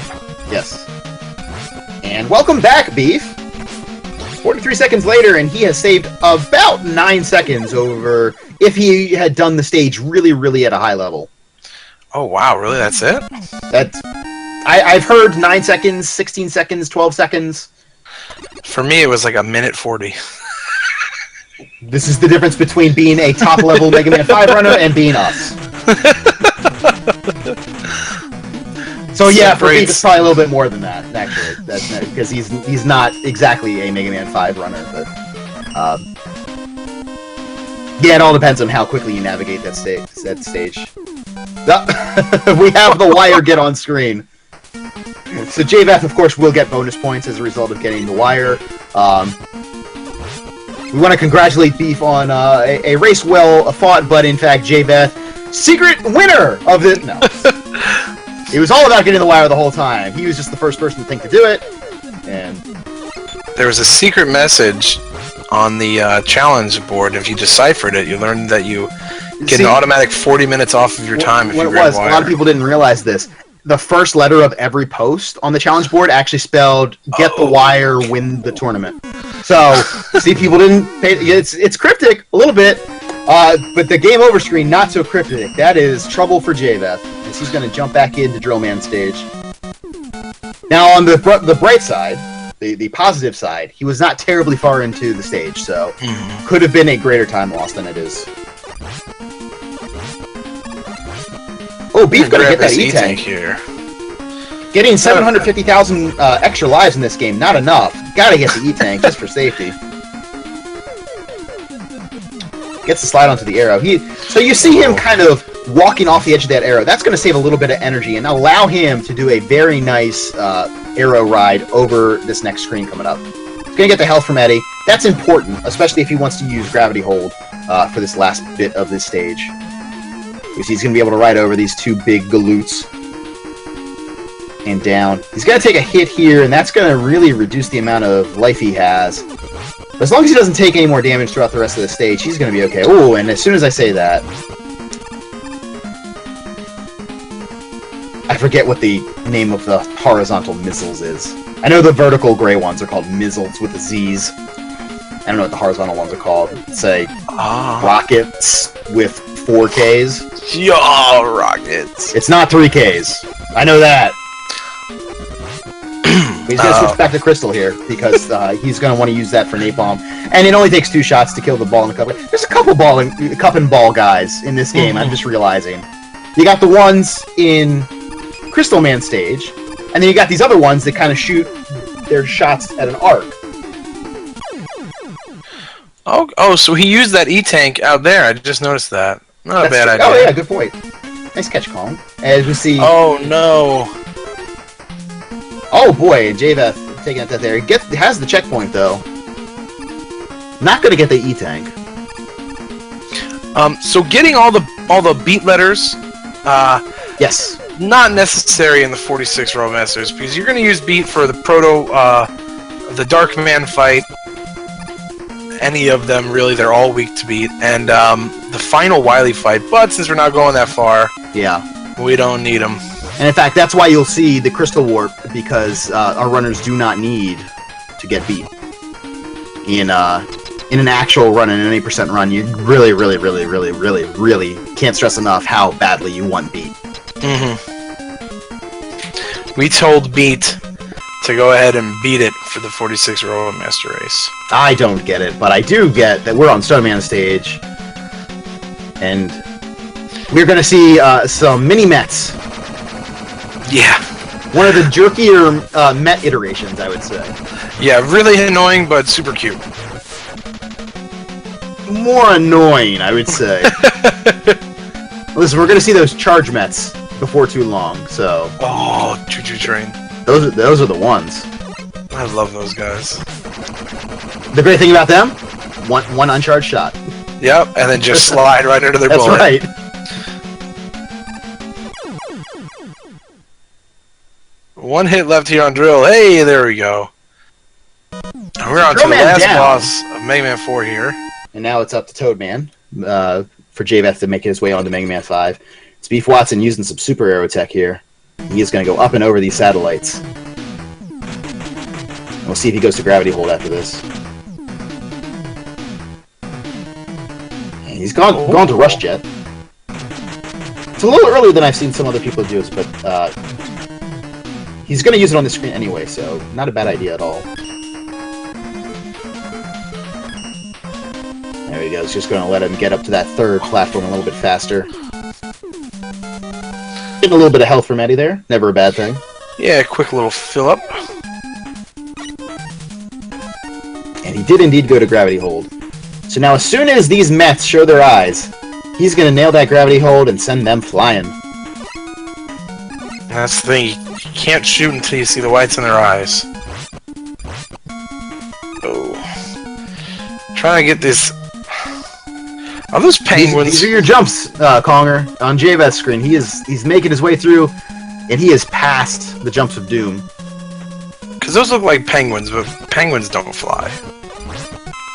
I mean, penguins very much fly throughout the Mega Man series. Like, starting with Mega Man 1. I mean, at a certain point, they're all robots, so you can make them do whatever they want, you know?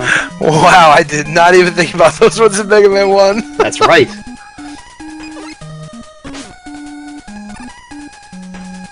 In Mega Man 3, I guess they just scoot along the ground. Or they kind of go, they're in the water in Wily 1. And then they fly again in Mega Man 4. Oh no! Oh. There's that pit of doom. When you try to deboost through that snail, every once in a while you find your way down into it. Not a bad checkpoint though. He only goes back really, it's 2 screens technically, but both screens are exceptionally short. It feels like you might want to jump farther away from him to get the damage boost. Yeah, kind of. Yeah, the idea is you get boosted into him, get knocked back, and hold left. I always want to hold left there. I want to say Darkman suggested that to me. Or I picked it up from him anyway. You just hold left there to avoid, trying to make sure. And then also hold up while you hold left. If you're kind of resting your thumb on the D-pad and it's a little bit to that down direction, then you might slide by accident. And then, oh no. Oh, and that moment where he knows he's got no recourse. And he's just hoping and praying that he can find something before he game overs that would maybe give him a little invulnerability or send him flying. But no, it was not to be, and he's going to have to do the stage over again.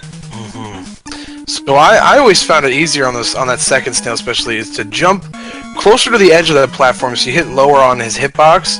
Because when you hit high up there, I see what you're saying. The closer to the hole you hit back, you get knocked back, further. So yeah, it's a little... Oh no! He doesn't slide off the last jump, and down he goes into the pit.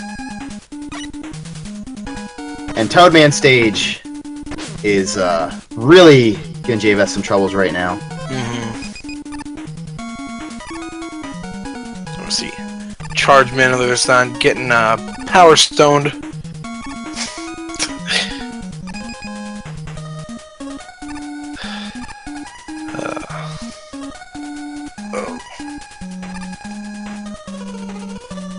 Power Stone sucks.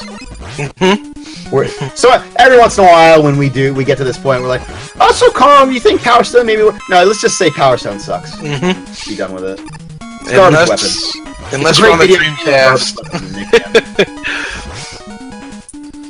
See, that's crazy because Capcom did a Power Stone at one end of the spectrum. Yeah. And Power Stone at the other end of the spectrum. I would say I would assume that was on purpose, except that this came out so much before Power Stone. Like, that'd be weird.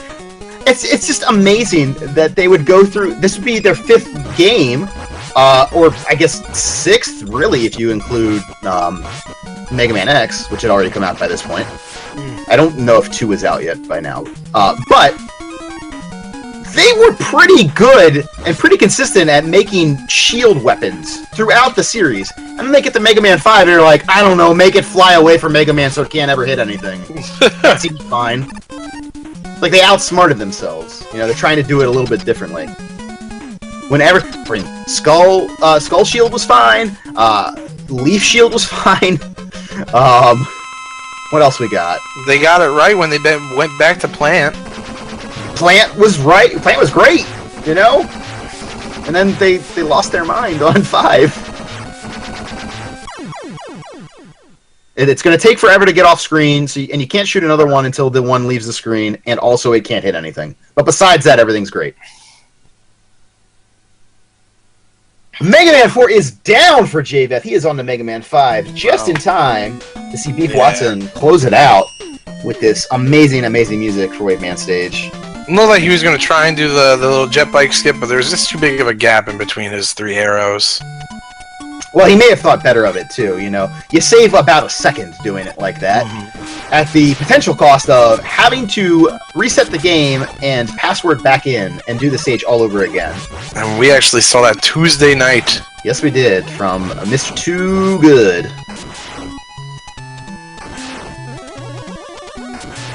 Oh, Star Crush, yeah. Yeah, Star Crash, great weapon. Yeah, in the same game! Goodness gracious. It's just weird, is all. I don't know... Okay, I have a theory on this. I think, perhaps, that they said, what is the worst weapon we can get away with? And I have seen a lot of talk throughout the 46 Robot Master Tournament about the Hyper Bomb being the worst weapon. I would just point out, that allows you to do the boss refight skip. You can use Magnet Beam, sure, but you can also use the Hyper Bomb, so immediately it's better than Power Stone. But I assume they're like, what's the worst weapon we can get away with? Like, what? Okay, how about a shield that doesn't function as a shield, because it just immediately goes away from Mega Man, and then it misses everything, and it takes forever to go off screen before you can fire it again. And then that person got a bonus of some sort. Whoever made the Mega Man 5 double jumper hack changed the stone weapon and made it pretty cool. It's similar to like a hard knuckle. Kind of sets out there and then takes off straight. Waveman getting a win here. Ooh. And then, you know, that's not uncommon if your health gets a little low. You do take a lot of damage to get the kill on Waveman. Yeah, you gotta be like right on him to hit him with the charge. And where he puts those waterfalls is just it's such a bad time. It's not great. And of course, Charge Kick, widely regarded as one of the worst weapons, but I would just say you're sliding all the time anyway, so at least it gives you the opportunity to do some damage while you're doing so. Yeah, I've always been in the camp of not a huge fan. Well, no one's going to argue that it's the best weapon. I don't think that's going to happen, but as bad weapons go, I would say it's a little bit better. As we see JVeth get stomped on by the Star Crash. He was doing a good job there dodging. Yeah.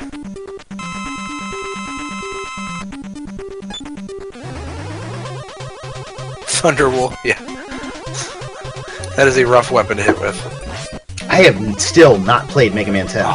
Man, I know. Do that, dude. It's crazy, right? I played Rockman and Forte, and I haven't played Mega Man 10. Me and 13 other people have played Rockman and Forte. You're one of them. Pretty fun game. Very frustrating, but pretty fun. Yes, both things are true. Playing as bass is just a million times better. So much fun. Here, go super fast and double jump. Yeah. Thank you. Like, oh, geez, twist my arm. Oh, Mega Man 6. Such a great soundtrack. I mean, it's sort of redundant to say that about any of the Mega Man games, but I always feel like I have to defend Mega Man 6 a little bit. Yeah, it's so solid. I know, I understand the sliding. I get it. But I'm primarily a Mega Man 2 guy, so any sliding is a great advantage, really.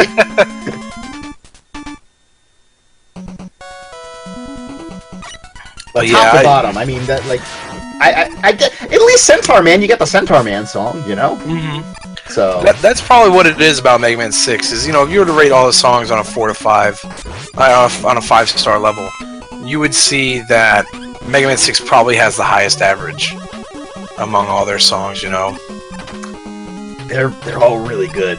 Yeah, it's just super consistent.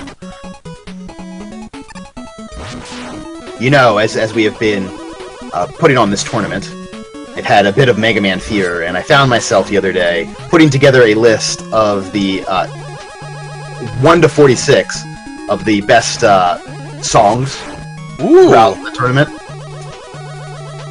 And we're not going to reveal it right here. We may do that on a future broadcast, but there is a list. I might secretly do that, and then later on on our own time, we can compare. Let's see how we matched up. I would say that perhaps that is a thing that we should create a poll for and have our viewers vote on it. I like it. So we'll set that up. We'll let you guys know about that next time I am, maybe Concakes will do it, though. Maybe, next time Concakes does commentary, or I'm restreaming or doing commentary. I do like the idea. The fan choice 46RM music list. Number 1, Playing with Power, the TJ Perkins theme song. So good. It's so good. It may be on the pre-stream playlist now. Good. Definitely hear the callbacks to Mega Man 2 in there. I love it. Oh yeah. And there goes Gravity Man. Nice job taking him out.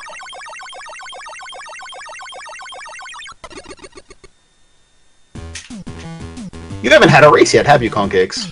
I did not. I finally got my form submitted for the for my first race. For the Zoda Showdown, if I recall correctly. Yep, and that's coming Sunday. Sunday. And what time is that one? I believe it's 10 p.m. Eastern. Oh, you're taking my time slot, huh? Okay, I haven't. It's just been discussed. That was when I was looking to do a race. Oh, really? Yeah. I gotta get it in while I can, I guess. Yeah, it's been a little hard trying to set matches with my new schedule of not being free 24/7. And well, I tell you what, we have a little over half of the races currently either scheduled or completed. It's beautiful. Well, it is, but we have a little over a week to complete the other half, or to schedule and complete the other half. So, from a restreaming and commentary perspective, going to be a busy week. Mm-hmm. But the great news for all of you watching at home, Speedruns Live. Oh no! And although it's Mega Man 5, that looked a lot like a Mega Man 6 slide to me, because there was no jump out of that slide. JVeth taking the game over on Gyro Man stage. And that's a bummer of a game over, too, because you have to wait for this elevator to take you up again. Right. It is nice to see, we do have so many matches going on. That's going to be a little low. Oh, nice. It's one of those times we're taking damage. Not the worst thing in the world. Oh, boy. I think it takes 3 shots from Gravity Hold to get rid of those turrets with the shields. Yeah, he's going to want to grab that energy. Ooh, He's going to switch back to Super Air. He's going to get over this next screen, too. So that means he's going to have to buster through, really buster through Gyro Man. That's true, yeah, he is. You only have exactly enough Gravity Hold to get rid of Gyro Man. Mm-hmm. So if you shoot it too quickly or use it throughout the stage, Buster Strats for you. Impossible jump for BeefWatson there, as he is on to Blizzard Man stage.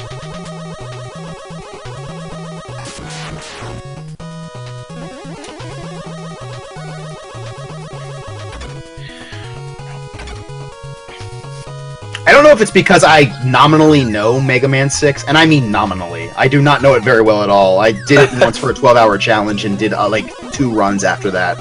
But I don't know if it's because of that, or because my movement tech is so rudimentary in the game that I always feel a little bit more calm once I get to Mega Man 6. Now, that goes away pretty quickly once I get to Plant Man stage, and I get screwed over on some of those jumps.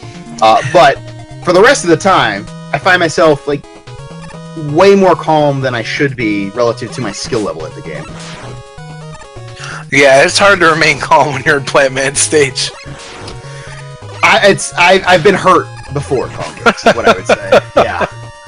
A lot of things that can go wrong in Plant Man stage. Yeah, Mega Man 6 has a nasty habit of having the edge of platforms kick you back off of them. So it will basically look as though you're landing and then just getting pushed off. Like a lineman is just blocking you out or something. Oh boy! Oh man! Oh!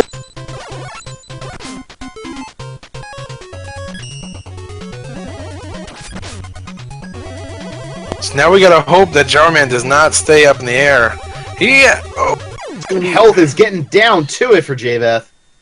Don't get stomped on! No! Both runners getting stomped on. Look at Blizzard Man there, just grinding his skis. What a jerk. Oh. Can I just say, I love Blizzard Man. One of my very favorite Robot Masters. Not because of how his fight goes, or because of how his power-up works. It's a robot with skis. Yeah. That appeals to me. It's a very funny Robot Master to me. I'm like, he's a robot. He could just have like jet skis, but no, he's got like the It's a giant snowball with skis and ski poles. And look at the hat to keep his robot body warm. Sure. Hey, not just a hat. Not just a hat, Concakes. A hat with a snowball on it. A little puffball hat. Amazing. There he is. All right, good job to get him before he flew and back both up. Robot Masters go down.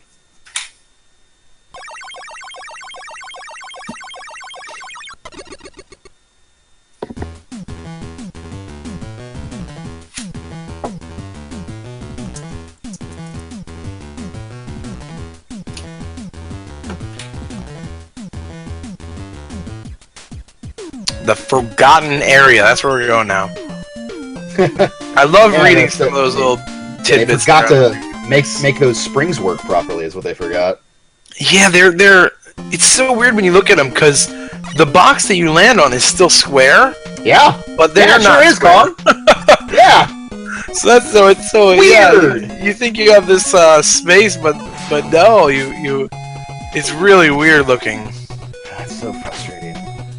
Between that and when you're holding down the button to do a full jump and the game's like, nah, you get a half jump, and then you just kind of like fall into the water and die. Hey, JVeth with the Crystal Warp, and we'll see you in 43 seconds. Let's take a look at what's going on. The action on BeefWatson's screen as he's making it through the screen where he's going to make liberal use of his flame shooter, getting rid of some of these crickets and some of these beetles that are flying around. Now, a good thing for JVeth right now, he's got 45 seconds. He can close his eyes, shake his hands out, take a nice deep breath, and get ready to hit the rest of these Robot Masters with all he's got. Let me ask you, Concakes, how many cigarettes could you smoke in 45 seconds? Like 3 puffs. I think you should have just said 3. That would be. I said cigarettes, not cigars. 45 seconds? Do you think I'm a dang cartoon character? I just put him in my mouth and one puff the entire cigarette. I mean, I don't know how nicotine addiction works, but I feel like if you needed to get your fix, you could go pretty rock solid on a cigarette in 45 seconds. I'm pretty sure I would pass out. No, it's just like that file photo of Homer Simpson, you know, the one from where he's got like 100 cigarettes in his mouth? You just do that real quick. Just jam like 7 packs in your mouth at once. He's got 1 jump left to make this BeefWatson.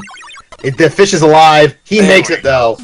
Oh my goodness, I'm so jealous that he did not die right there, right now.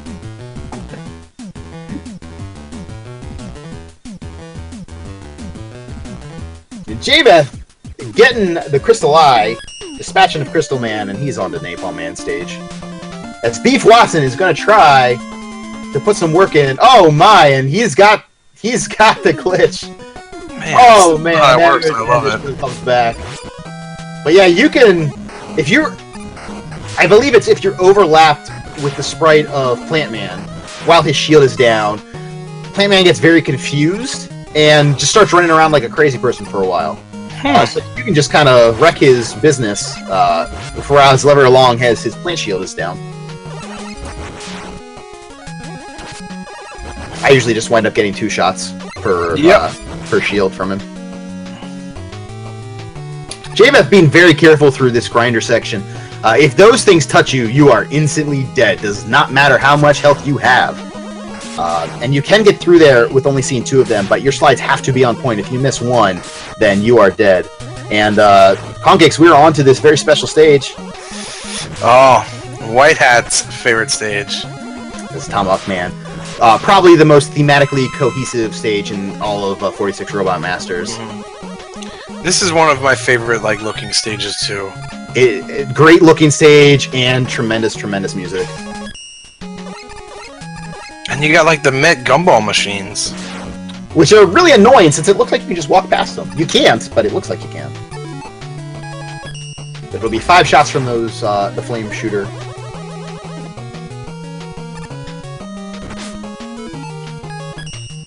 JVeth now coming down to this rocket section. And then he switched over to the gravity hold. I spoke too soon there. And there is one of my favorite screens in all of the Mega Man NES games. The sun. Oh, it's beautiful. It's so awesome. Oh no! JVeth jumping right into the mizzle there. You can see he wanted to jump underneath of it, just had a little bit too much juice on it. And it's back to the spike screen. He's taking a moment to collect himself. It has been a lot of ups and downs for JVeth throughout this run, and you just applaud the effort to keep going. It can be very, very, very frustrating when things start to snowball, and he's going to keep going. He gets that one up there, and we applaud his efforts. As Beef Watson now sliding into the boss corridor, going to fight what I would say is probably the hardest robot master in Mega Man 6. If only because you have to be so close to him anyway, so if he starts to get some hits in on you, it can go real ugly real fast. Yeah, whenever you have to be close to any robot masters, you see that with like Wave Man too, where he can do a lot of damage to Charge Man. Oh no! Whoa, last one. There we go. He shot that one a little bit too early. You have a full second of invulnerability frames on all of these bosses, all these robot masters. So now he's going to go back to Buster Strats and make it official. Tomahawk Man is down, and Beef Watson having that E-Tank to go to. It's very very nicely. Yeah, good idea having that E-Tank. Was that one did he pick up one from Eddie, or was that from I think that was an Eddie drop in Plant Man stage, yes. Wow. Oh. Sometimes it's better to be lucky than good, Concakes. Oh, one shot left. Oh! Oh, the noodle crystal! He gets I like it. JVeth has... if we were judging this on clutch fights, JVeth is ahead on points. My goodness. Also, he got the wire, so he automatically wins. Gotta read all the rules. You didn't read the fine print. I get that reference. By God, he killed him. So Stone Man coming up for JVeth as Beef Watson making his way through Yamato Man stage to a fight that everyone claims to be extremely easy, but I've definitely given some wins to old Yamato Man in my time playing this game.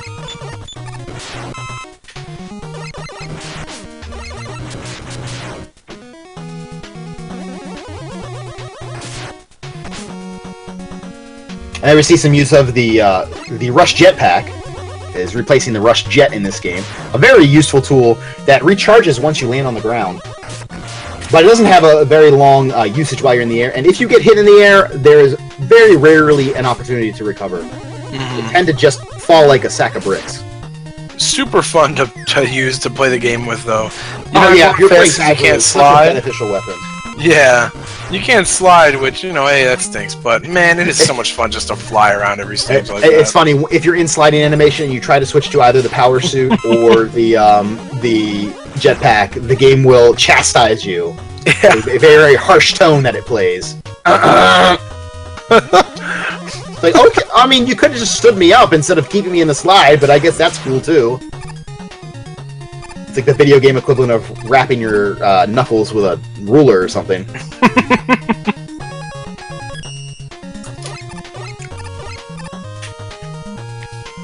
Alright, so 2 stages left here for Mr. Beef.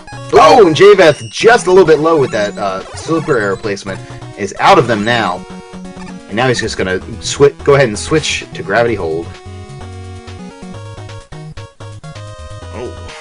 And at the start of the Nightman stage here, there is a Spike Crusher section that you can get through very quickly, but it is a pretty narrow jump, so we'll see how Beef manages to negotiate that. whether or not he chooses to hold up.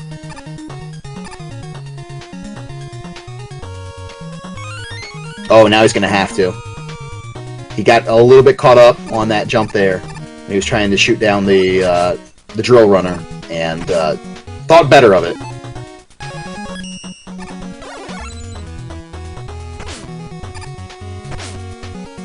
Yamato Spear, a very nice weapon in that it goes through shields, which is why, primarily why, it's Nightman's weakness. Nightman does have a shield.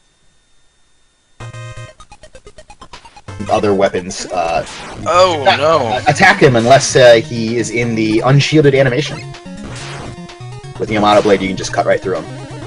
Very, very quickly. At that. Yeah.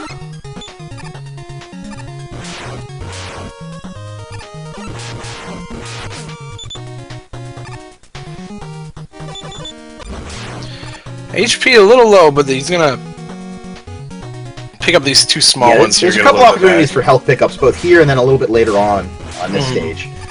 He's gonna be very happy to get. Of course, there's Eddie, and Eddie giving him some weapon refill rather than health. Not exactly what he's looking for there. You need very few Yamato Blades to defeat Nightman.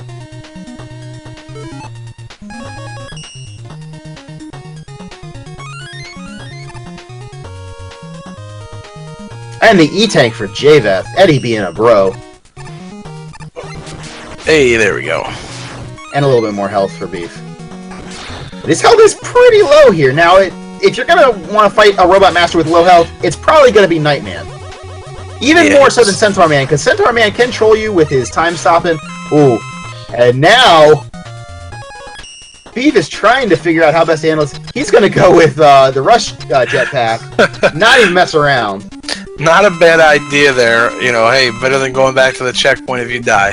He's got 3 health, and he's going to go in here without Yamato Blade on. Interesting strategy. It looks like he's going to take a tactical death here. Yeah. Which sort of begs the question, why did you switch off of Rush jetpack? Could have just taken a death anyway and saved the menu, but I think he probably thought about going immediately to Yamato Spear and then said, no, let me just take the death and get back at it. So he'll have 2 lives going into the final stage of this race, Centaur Man. And it should be a wrap for Beef Watson. Wow, Nightman sort of a little crazy with that shot there. I understand that Beef was jumping a little bit, but that was nowhere near him. He was going for the air snipe there. We're on the Charge Man for JVeth, as he is getting ready to close out Mega Man 5. Only 2 Robot Masters left.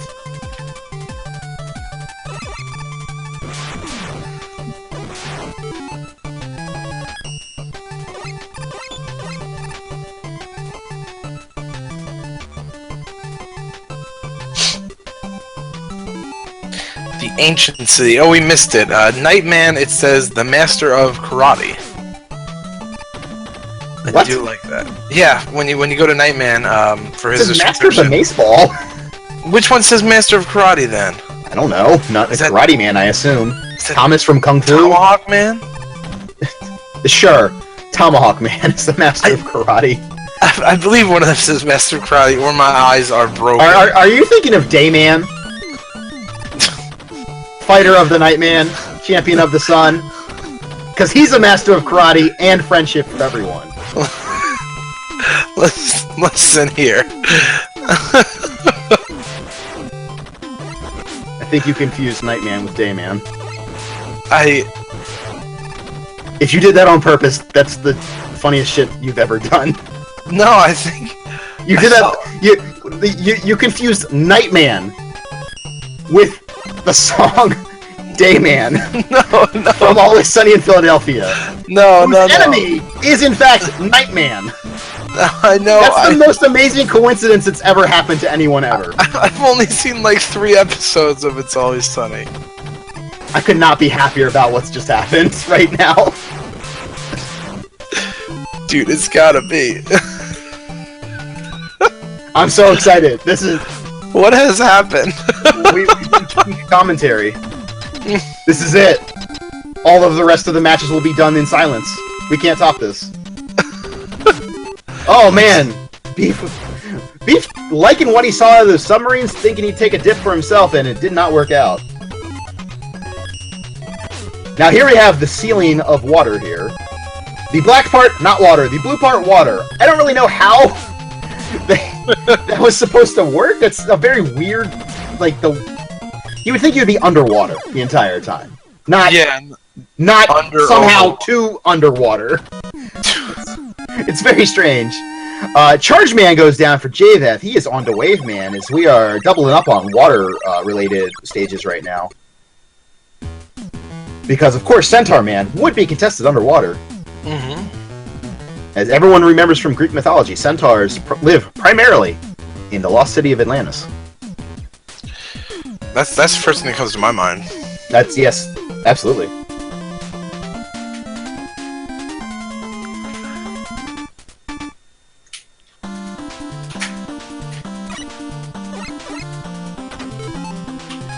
Alright, he's entering the door here.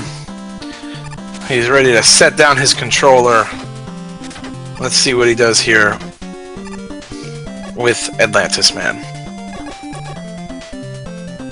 Of course, Centaur Man, wildly easy Robot Master. Really all he can do is delay the inevitable. It's always great, too, when he flashes you, and then his dumb shot, as you just saw there, completely misses you! And there it is for BeefWatson.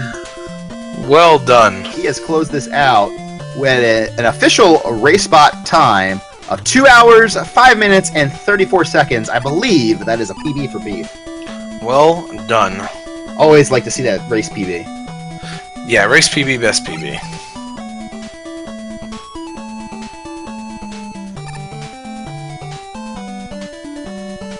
And JVeth even showing the good sportsmanship with the GGs there.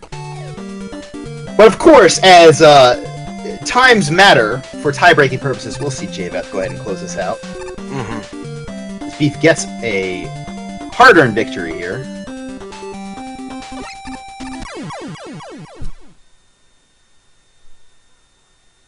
Oh, jumping into the spikes right there. Oh man, that sets you back pretty far. Wow, it sure does. Oh my goodness.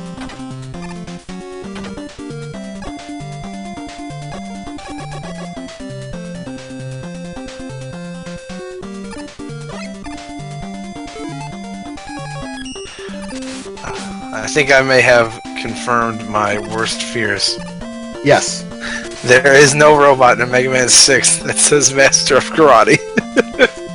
You don't say. and I have not seen the episode in question. So let me get this straight. You just randomly in your head thought that one of the bios for Mega Man 6, despite the fact that none of them are even close to having any sort of relationship with the martial art of karate, you thought that regardless of this fact, as we see JVeth take an unfortunate death there, the super arrow just dropped out from underneath of him, and that spike clipped him. You thought that someone said they were a master of karate. And just to recap, your choices were Wind Man, Flame Man, Blizzard Man, Plant Man, Tomahawk Man, who you thought it might have been. No, he's Master of Tomahawk. Yamato Man, who I'll give you, like, at least that's sort of vaguely close. And then, Nightman. Which, see, I thought you were just... That's why I was so confused. That's why I was so confused. And you don't even know the show! No! Unbelievable! I don't know why I thought he was a master. That's amazing!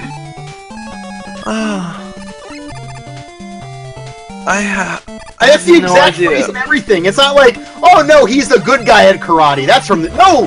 Master of Karate is the thing from this show. And his name is Nightman in the game, and then Dayman fights Night... Oh my god, I'm astonished. I don't know what happened. I'm really glad it did. I'm just in awe. That's all. And I'm sitting here like, oh yeah, that's funny. His bios is Master of Karate, and then everybody else in the entire world's like, what are you smoking, you crazy person? Hey, you know what though? The cool thing is we get to listen to more of that sweet, sweet Wave Man music. One of the great songs in all of the 46 Robot Masters. And it's really important that they did that, because this stage is terrible.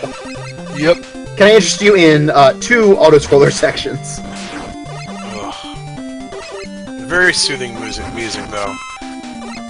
It doesn't do enough for me. I still don't like Wave Man stage.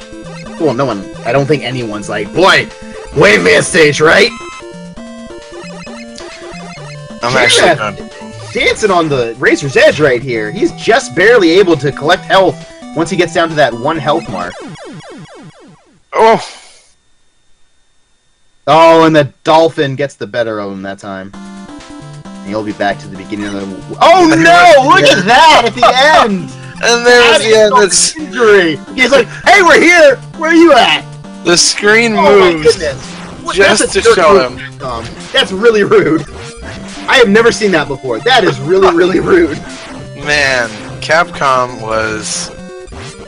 There's a bunch of people with big smiles on their faces because of that. Probably made by the same guy who did the Power Stone. Mm-hmm. If I had to guess. It's just this one evil person working at Capcom. Right.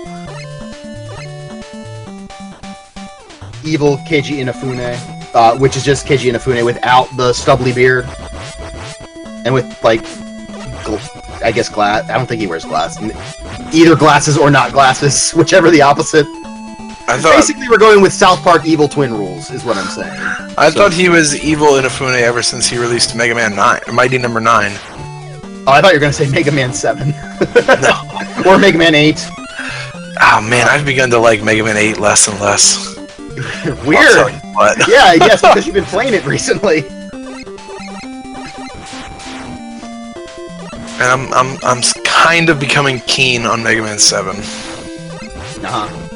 Well, Mega Man 7 is like a Mega Man game. It's not the best Mega Man game, but it's a Mega Man game.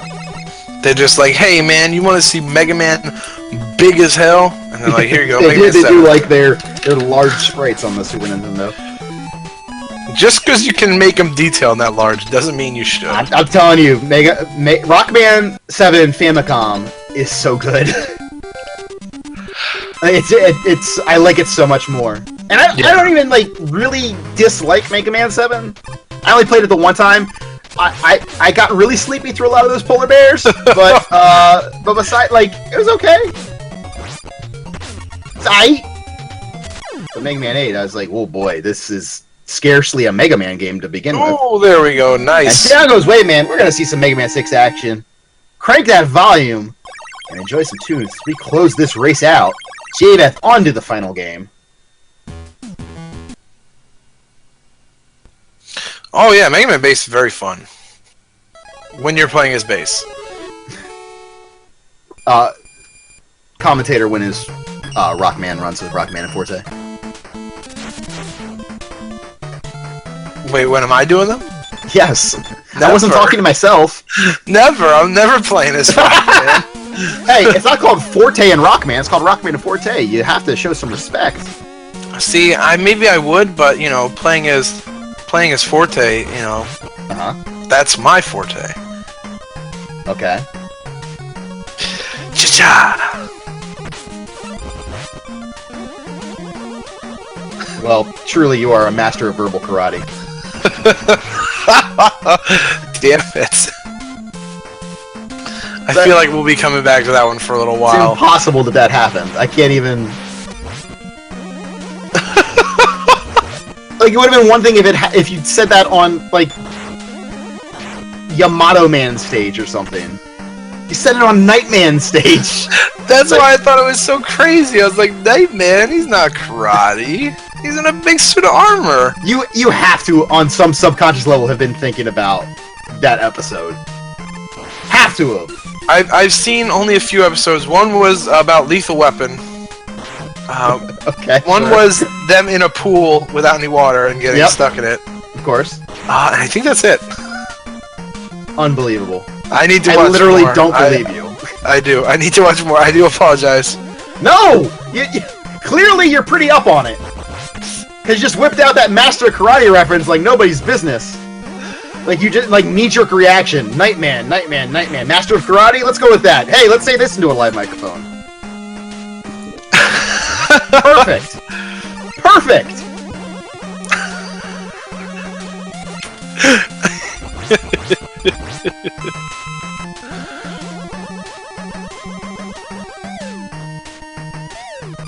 When I was putting together that list, I just went through Robot Master order, and I was like, oh yeah, Windman's music, that's really good. Ooh, Flame Man's, that's really good.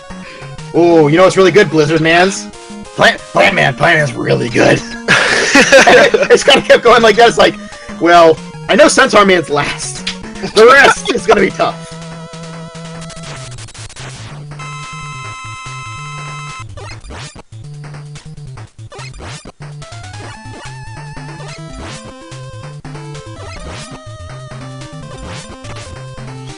The wind fight, not too big of a deal here. Every once in a while, you get sucked into him. Even when you're trying to slide away, they just get pulled into him. But for the most part, yeah, you just want to keep on your slide. Avoid his blades that he shoots at you, which is pretty easy to do. You kind of stand mid-range away from him, and they'll always go over you. Yeah, you shoot him with those full shots. You charge your Buster a little bit faster when you're sliding in Mega Man 6 than if you're just standing there. So you saw JVeth doing that a little bit, and Wind gets swept away. And you see him shooting those almost gyro blades at you. And congratulations to JVeth, who we're being told did not continue on Windman stage.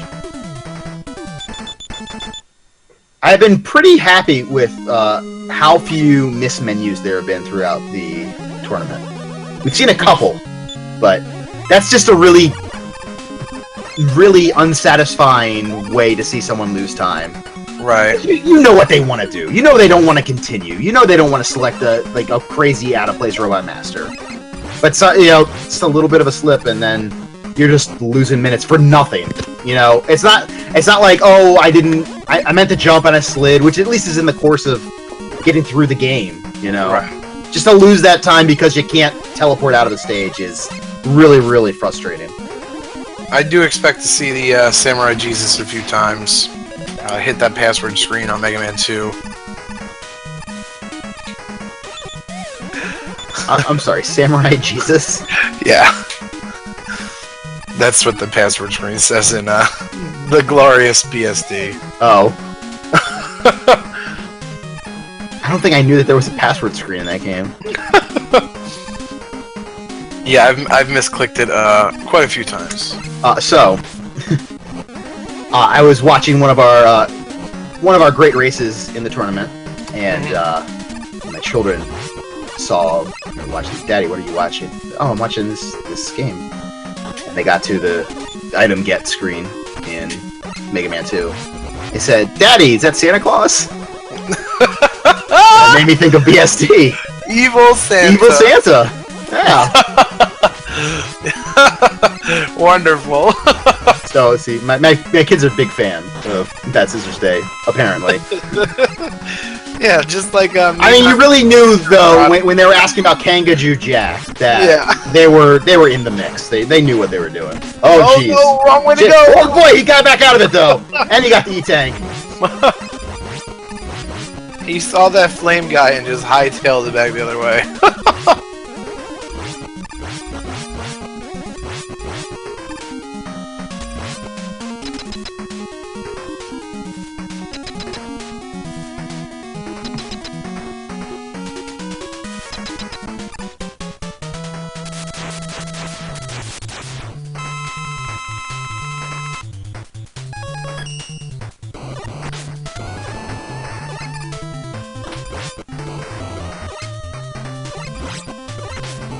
Alright, let's see if we can get a nice wind on here. He's jumping sky high.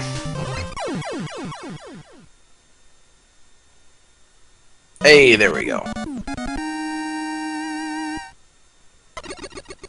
updating our alternate match on the Speed Gaming channel, Prissy has taken the race against Lightning 55. Lightning, a couple stages left on Mega Man 5 to close that one out.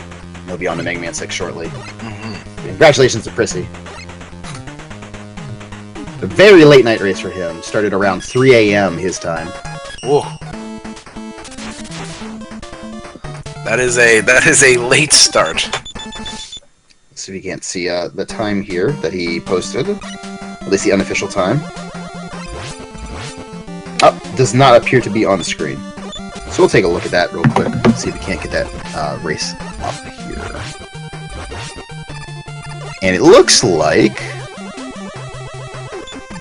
Wow!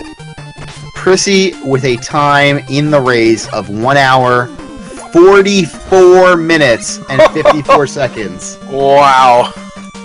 Well done. Nice, within 2 minutes of world record in a race. You know, at that point, you just sort of tip your cap and say, I got beat by the better man. Yeah. Not much you're going to do against that. Now, JVeth here going to get that E-Tank, using this Flame Blast to do so. A little bit of safety there. I think this is one of the more fun screens in this game. It can be very frustrating at times when you're not quite moving the way that you intend to. But you're sliding back and forth, you're dodging enemies, you're shooting enemies, all in this real quick order, dealing with the slidey physics. It's fun. Health, a bit of a concern right now for JVeth. Good thing he got the E-Tank. Although this is another stage, sort of like Dive Man stage in Mega Man 4, where you can kind of trade your health for Fire Blast ammo. As long as you have enough of that, then Blizzard Man, not too bad. Although he can hit you a little bit. Oh boy! Those spikes are coming up fast on JVeth. But he is not to be denied. Now he'll be coming up to the second squid boss, or mini boss. And he's just going to go right to the E-Tank now. He has 2, burns 1. And he is going to deboost through. No, I stand corrected. He's going to... Well, he shot him a little bit with Buster, and then he slides past.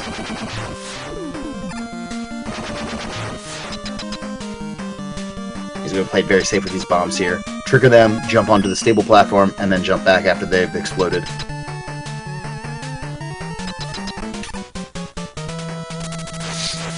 All right, how many rolls are we doing? 17. No, 3. Yeah, 3 I'll go with. Uh-oh. Oh my. I always estimate low. You know the deal where it's like, guess how many jelly beans are in the jar? Mm-hmm. And it's some ungodly, absurd amount. I'm always like, I don't know, 17? I figure it's like Price is Right rules, you know? Close without going over. Yeah. Everyone's gonna guess like 15,000 or something. Slide in with 17, take it. Mm-hmm. It's called strategy, folks. Make sure you check that link that was just posted in the chat and follow those runners, follow Beef, follow JVeth. Make sure you show them some love for putting on a race here tonight. Yeah, follow our runners here in this race. Follow all of the runners in the 46 Robot Master Tournament. Show them love. Support the Mega Man community. A hell of a group of folks putting on a hell of a tournament for you guys. Mm-hmm. So many Mega Man players is awesome. Spanning all different Mega Man games, which is great. That's the great thing to see about this. We see so many people who are really talented at 1 or 2 Mega Mans that have come together and now have this pretty substantial knowledge at all 6 of the NES Mega Man games. And it'll be really interesting to see who goes back and starts running some of the games that they had not previously run in full. I hope to see some leaderboards really grow. I mean, it's Mega Man, so a lot of them are big, but once you get to 4, you sort of see a little bit of a drop-off in participation on the leaderboard. So see if we can't change that coming out of the 46 Robot Master Tournament. Just see a little bit more love across the entire NES catalog of Mega Man games. Yeah, my first run I submitted to the Mega Man leaderboard was actually for seeding in this 46 Royal Master Race.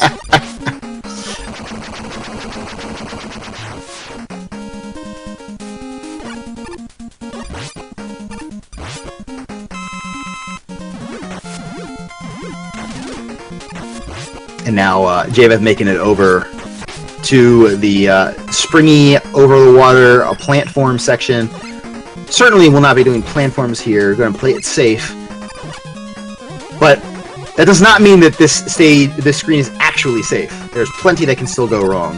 You got these fish coming up out of the water to grab you as you make these jumps. And of course, those platform kickbacks. If you're not far enough over to the right, when you land on a platform, off you go. There we go. Gets the shot on that platform to open it up, because that's... Yeah, those things... you kind of want to take your time in this stage if you're not 100% familiar. Oh, there it is. See, it's the animation where it taunts you, almost. Like, no, you made it, but we're kicking you off. That's how I always interpret that when I'm on that screen. I get very, very angry. Like, why didn't you just drop straight down? Why'd you have to show me kind of flipping off? Twisting the dagger.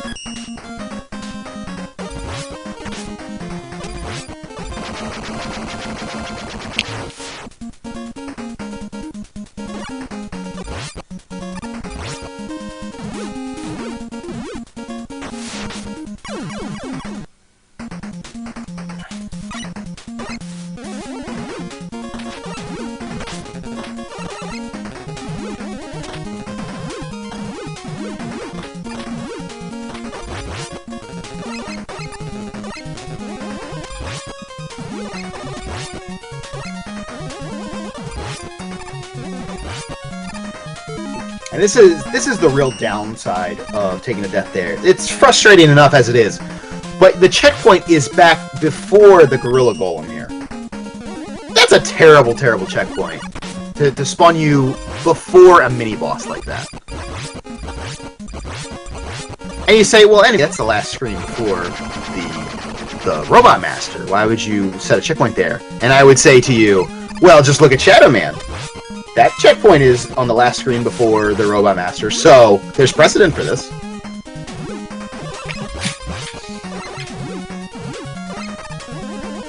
Well, we talked about it earlier. Taking those deaths at the right time relative to checkpoints is really, really beneficial. And of course, you very often don't have control over where you die when you die in this run, but you just sort of hope that if you happen to die, and I'd say most runners do have at least a few deaths in any given run, you just hope that those deaths break your way. And there we saw a little jump off the spring, and you can almost bank on the fact that he held down A there, and the game had different ideas. You see that every so often over those jumps.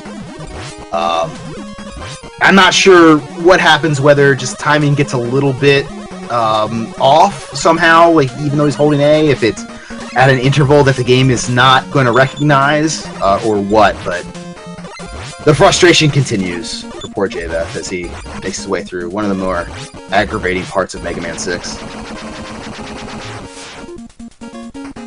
And you see just all of the uncharged buster shots that go into defeating Golem. 5 shots from Fire Blast, about 750,000 from uncharged buster. So and now you can tell the frustration, and he's just trying to make it through as quickly as possible. The fish gets the better of him, and he takes a moment to collect himself as he's trying to just get past this nonsense stage. He's pressing on. Kudos to him for that.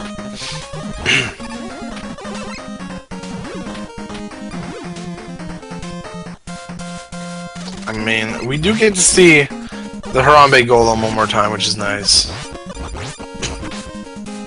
That's right. Good night, everyone.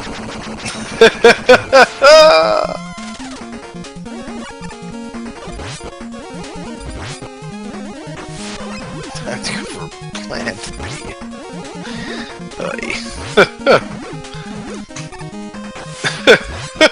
Well, that's the that's. Oh goodness.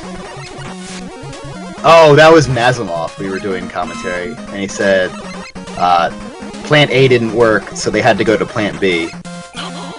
And I was like, I like you, Mazimov. You're all right.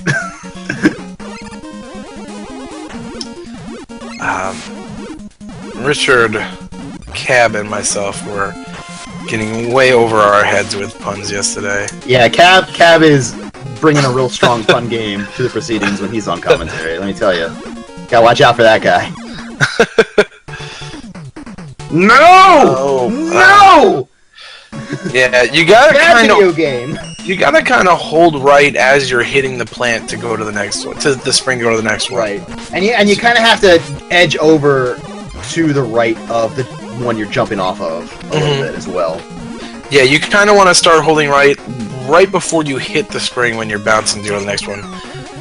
That way you're getting that way you're holding right the entire time you're going across the pit. Oh, and the stopper goes up and gets JVeth as he's trying to make his way up the ladder.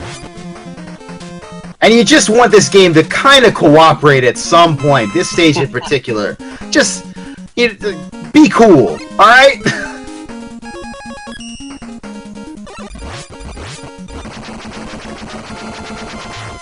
On the plus side, Flame Blast back in the mix.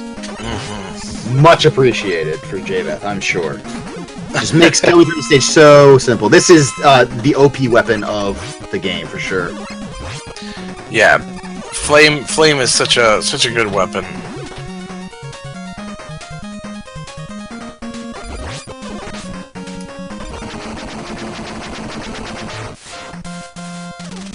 Alrighty. So let's get back into these springs.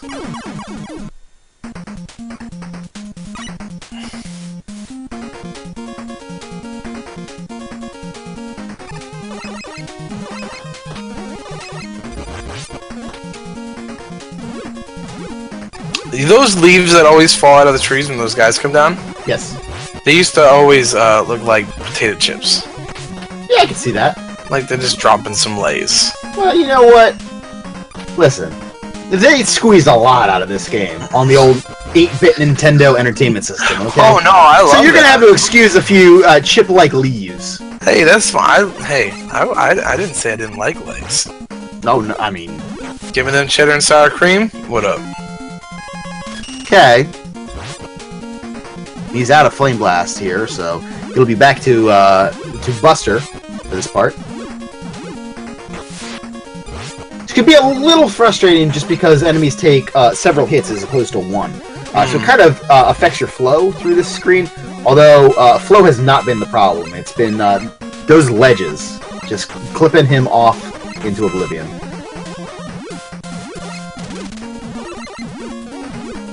I'd say even more than the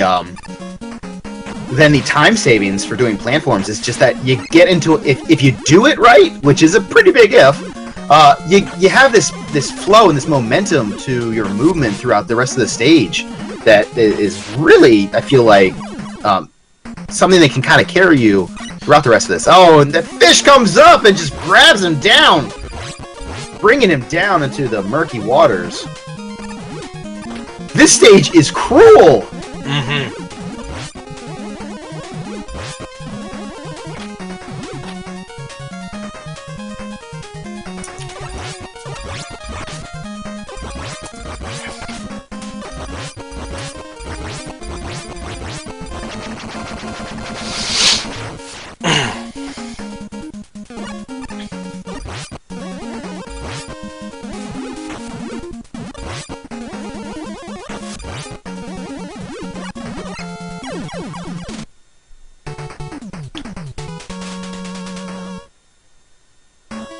And there's the other, another game over for JVeth.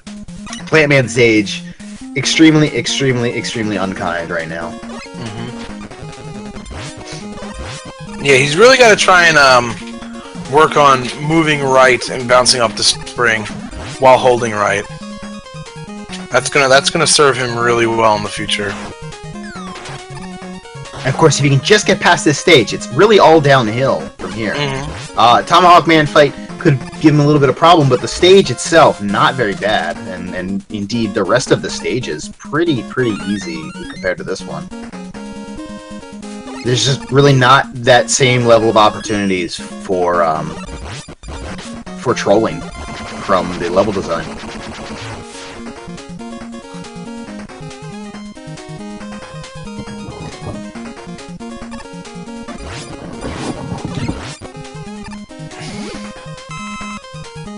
Alrighty, come back over here to more potato chips and grasshoppers.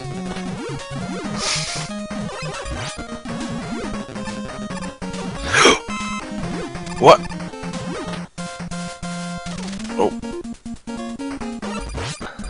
Did we just have a moment there?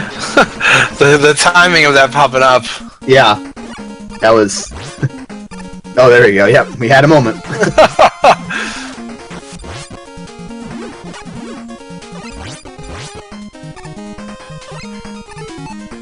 Almost ran headfirst into that that spike wall up top.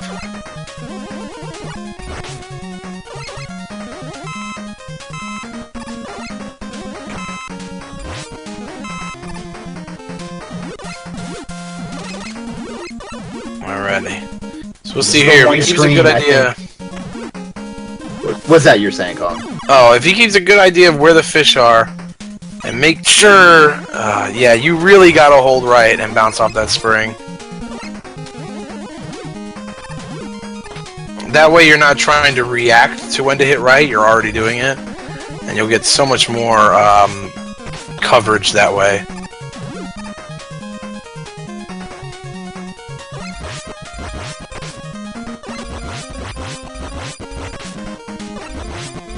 Let's have a look at upcoming matches here in the Mega Man 46 Robot Master Tournament. Tomorrow, let's see, at 10:30 a.m. the day begins with McRavenator looking to avenge his loss last night, facing off against Ozoma, or Ozoma, I'm not sure which.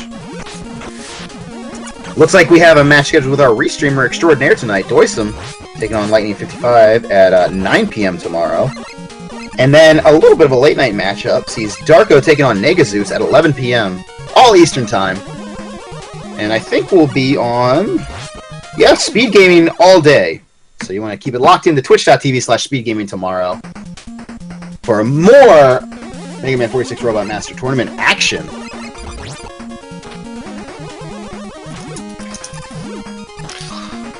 Hey, man, it's so much fun having all this Mega Man all the time. I am going to miss it.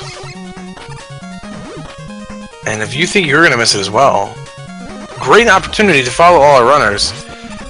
Because most of these people do play Mega Man very often.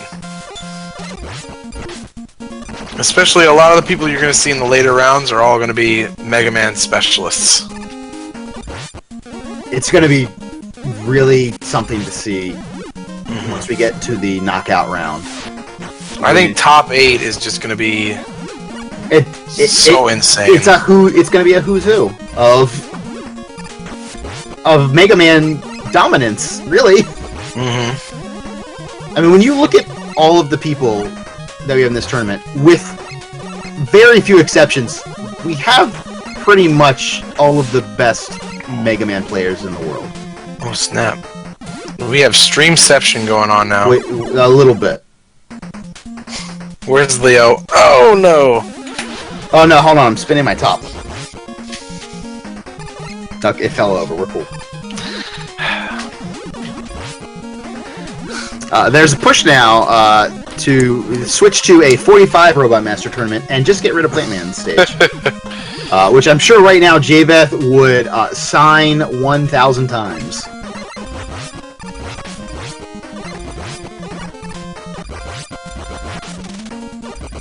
And the way Capcom did this, they, you say, oh, well, I'll just go to a different stage until I get the jet adapter, and then I'll come back and use it. Nope, because you get that jet adapter. Tell the folks where you get the jet adapter? You get that jet adapter after you beat Plant Man. That's the right. That you could really use it on. Yeah, weird. This is like how you get item 2 in Airman stage. Right. Which is one of the really cool things about Duckfist's Mega Man 2 randomizer. Is getting to play with item 2 on Airman stage. Something you don't normally get to do, but you just throw that on like, oh, well, see you later, Lightning Lords. Fast air? This is the fastest air.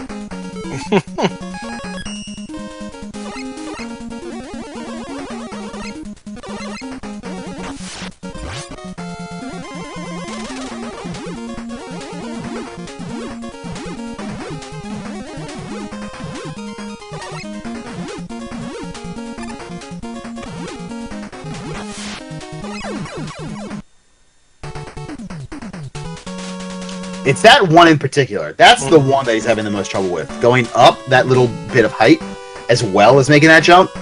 See, because if he was falling, he had that little bit of... If the platform was lower in height, he had that little bit of extra space to work with as he's descending. Get over just a little bit further. Here, no. It's, you know, he's got such little margin for error. And the game is giving him no quarter.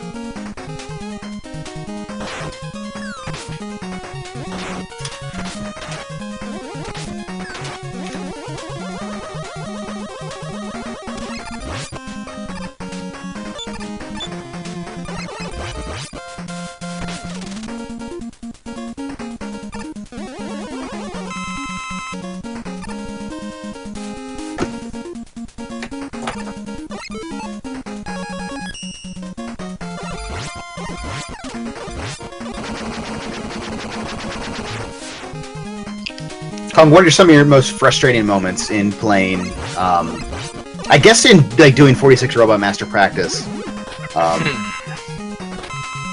because in my PB, in fact, I've been where JVeth is right now, dying twice on this stage, which is an easy 2-minute plus time loss for having to go back and go through this.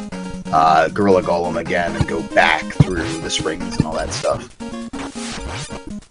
Is there anything that stands out in your mind where you're going through the game and everything seems okay and then it gets the better of you? I remember in my old PB before I learned the crystal skip. I took a nice death right before the checkpoint at Crystal Man stage. Ooh. So I had to go all the way back and do all those stupid falling crystals again. Except that then you didn't have Super Arrow. Oh no, I had to do it with Star Crash. And then I assume it was also gone at that point. Yeah, so I had to jump into the crystals to try and like damage boost back to jump through them. Did you have enough health to do that? Not really. Yeah.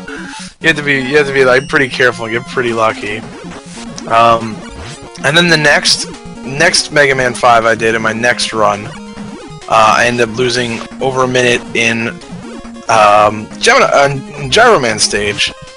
So I ended up just swapping out like over a minute on each end, and it was what happened in Gyro Man stage? That's a pretty easy stage. I mean, there's one part in particular I can think with the falling blocks that maybe can kill you, but that's like a 20-second time loss, even if you're at the end of the stage or at the end of that screen.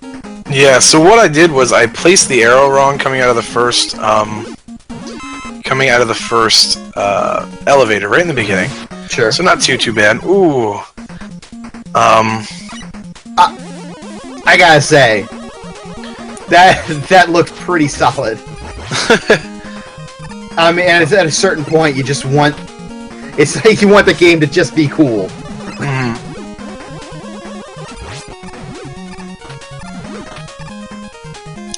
I was trying to... Oh, yeah, so I placed the arrow wrong, right? And, I ended up hitting... running the arrow right into one of those purple guys on the first screen, jumping off the arrow for dear life and landing in a pit. So I started again, placed an arrow fine, got up to the next screen, slid and jumped, did not jump, slid off back onto the first screen, did not make a platform, and died again. Man. And I just wasn't having a good time in Mega Man 5 that day. Oh, I bet. I've had a few practice sessions where I've sat down and like, all right, let's do a run. Hello, fishy, flying on the screen as it is flown up and perilously attacked JVeth. Hey, all right. Now we rolling. All right, we have progress. That's what he wants to do. Okay, all right. We have some real progress now. Yeah, that's what he wants to do. He wants to be moving forward when he hits that spring. Perfect. He's got 2 sets of springs left. Or 2 jumps to make, rather. 1 set of springs. This is the last one. He's got that fish to watch out for. He's almost certainly going to kill a fish. He's up and over! Nice. He's on to the boss fight! Mm-hmm. That is the way you got to do that. He's got no lives, though! Uh-oh. Oh my god, no lives and less than half health. We do have an E-Tank, though, I saw in there. Oh, yeah? Okay. Alright, so he has an E-Tank. He has that in his back pocket if he needs. Yeah, that's what he's got to remember for future reference. Is just, you want to be holding right when you do that. And there he goes to the E-Tank, not messing around. Once you remember to do that, you're going to make those every time. It's gonna look so trivial. Oh no! Now he's got a little bit of a deficit on his blizzard attack right now. Wants to make sure he reins that in. He doesn't have a whole lot of extra to work with against Plant Man. He's back even with him health-wise. Oh no! He only needs 1 more shot, but he has to land it here. There it is! We are done with Plant Man, everyone!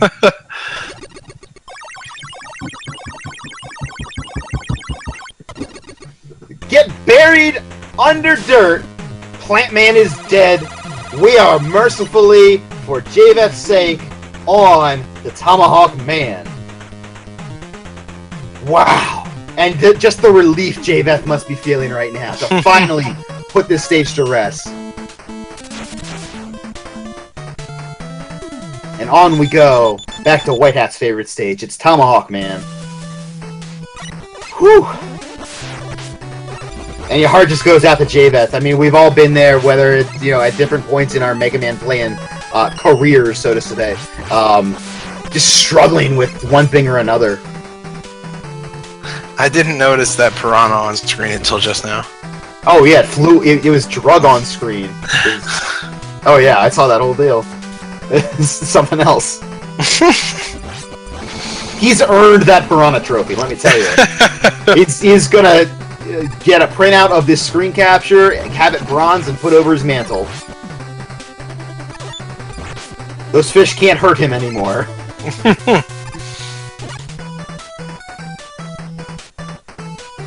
And now, there it is, overcome. The mantra of JVeth as he has made it past Plant Man stage. Oh, and it's perfect, beautiful background. I love it. I do have word here from JVeth himself. He has not eaten. Oh. So he's not just a hungry runner, he's hungry. And for him to struggle through all that nonsense, to get past Plant Man stage, wow! Wow, the belly is rumbling. Well, I don't have to tell you just what an accomplishment that is. He's just gonna use this little lip of the platform. Looked like he wanted to just slide past this this gumball dispenser, but cannot do it. By all appearances, you absolutely can't do it.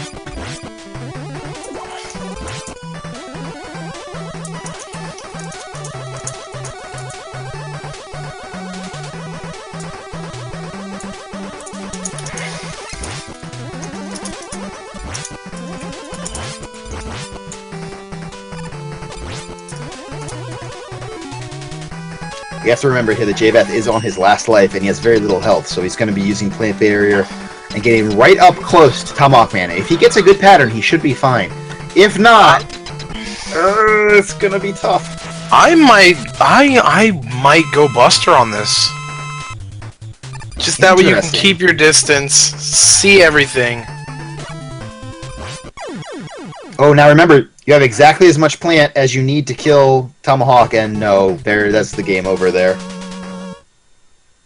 But that's hardly an issue. All it is now is just a matter of having a life to get through Tomahawk Man's fight.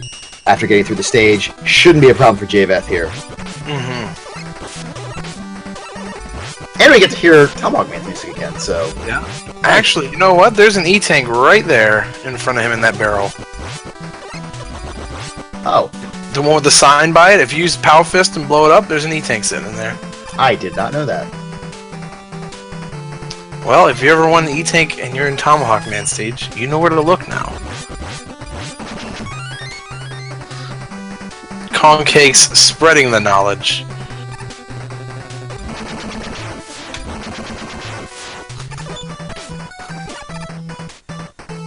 Yeah, anytime I'd see like a block like that, I'd always hit him with the power fist just to see.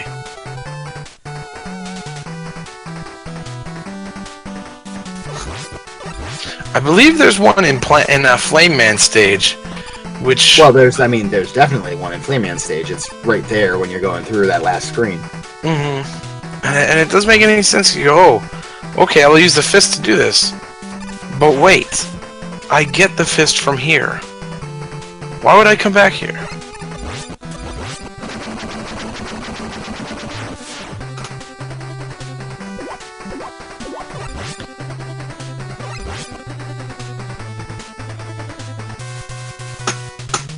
And actually, this one right here, that little block right there you can blow up. You gotta stand way far off the edge. It looks scary. Jump, go behind there, and Proto Man will hook you up with the energy balancer.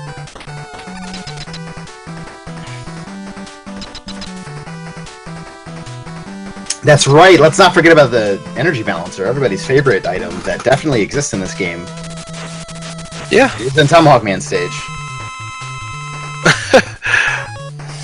I'm dropping all the knowledge today, I guess, huh?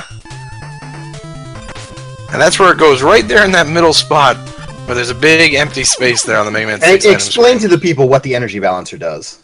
So, the best thing about the energy balancer is what it does is if you're at full energy with a weapon, or you have no weapon equipped, and you pick up a large energy capsule, it's going to give it to your lowest enemy. Or your lowest enemy. To your lowest weapon. So right now, if he was just to pick up a health while he was just using regular, it would have went and filled up his flame for him. Instead of it just going to waste. Does it pause time a little bit, as like when you normally get an item pickup? Oh, that sucks. So that part kind of stinks. Yeah. But playing this game casually is really nice to have that. So anytime an enemy dropped energy, you were filling up your weapons. Because a lot of times you wouldn't know what killed each boss, you know, so you're wasting a lot of weapon energy doing it that way. And even after you play the game a few times, usually I'd remember the robot masters, but not so much the wily bosses. Speaking of finding robot master weaknesses, Tomahawk Man gets chopped by JVeth here. It's actually the Buster that makes the work finished for JVeth. We're on to Yamato Man stage. Our final 3 robot masters. We are rounding third base and getting ready to slide headfirst into home plate.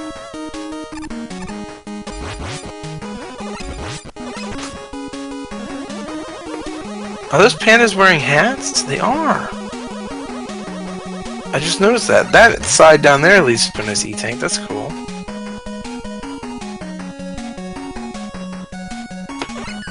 All I used to do was just explore Mega Man 6. It is pretty cool how you have the branching paths throughout the game. I wish they would have had it in more stages than just the 4. Like, I know they become less special if you have them in all the stages, but they're fun. Uh-oh.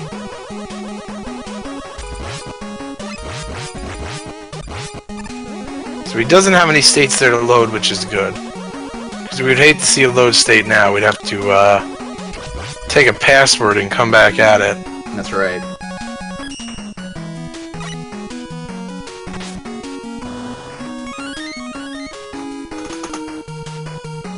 Not a bad idea to grab that one up. Because I think he was at his last one. A death on Tomahawk and then a death on that Dragonfly.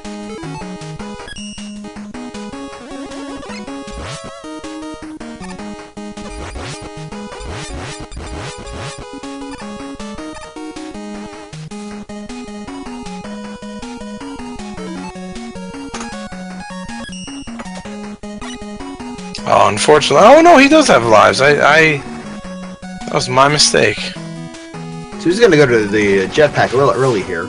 Just make it past that, the blade spinner, I guess. Mm-hmm. Yeah, you gotta be a little patient here with these dragonflies. He's trying to rush it a little bit too much, and that was causing them to knock him back into a pit. There we go. Now he's rolling. Now he's cooking with peanut oil. It's pretty good. That's I stole that from the. Oh man, why can't I think about what's the show about with the rednecks? Oh, the show with the rednecks. Yeah, the Duck Call, Duck Dynasty. There it is. Okay, I'm like exceedingly less enthusiastic about that reference now. That show is so damn funny. There's a bunch of good old boys. Yes, it's funny how there's a thin line between comedy and tragedy. So JVeth going to be using the jetpack to get through the rest of this stage. Primarily, I mean, he can switch off to Silver Tomahawk right here once he makes that gap. And he's going to be using that to defeat Yamato Man very quickly. Yeah, Tomahawk does a nice number on him. It's nice because it curves up, so when Tomahawk Man does those high jumps, you can just pop him right out of the air.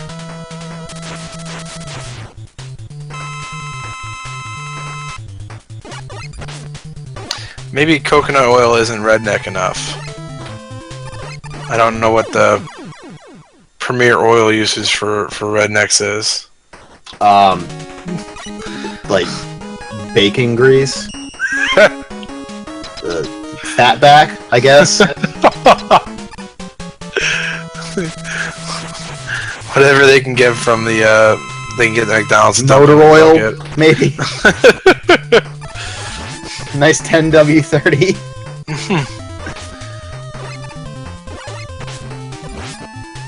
Yeah, just a wonderful show full of wonderful plot lines, like when Willie got mad at his brother for filling up his we're not having this bathtub conversation. full of crawfish. No, I'm vetoing this conversation. JVeth making it past Yamato Man. No problem. Coming out again with pretty low health, but gets the job done. And we have just 2 Robot Masters standing in the way of JVeth and concluding this race. And what a hard-fought race it has been for JVeth. What a show of determination to get to this point.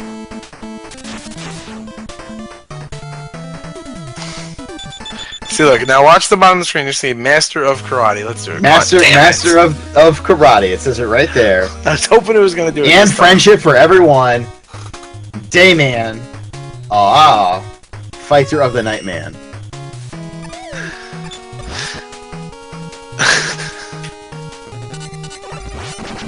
It doesn't matter. Like, no matter what else happens throughout the tournament, that happened. This tournament is a rousing success.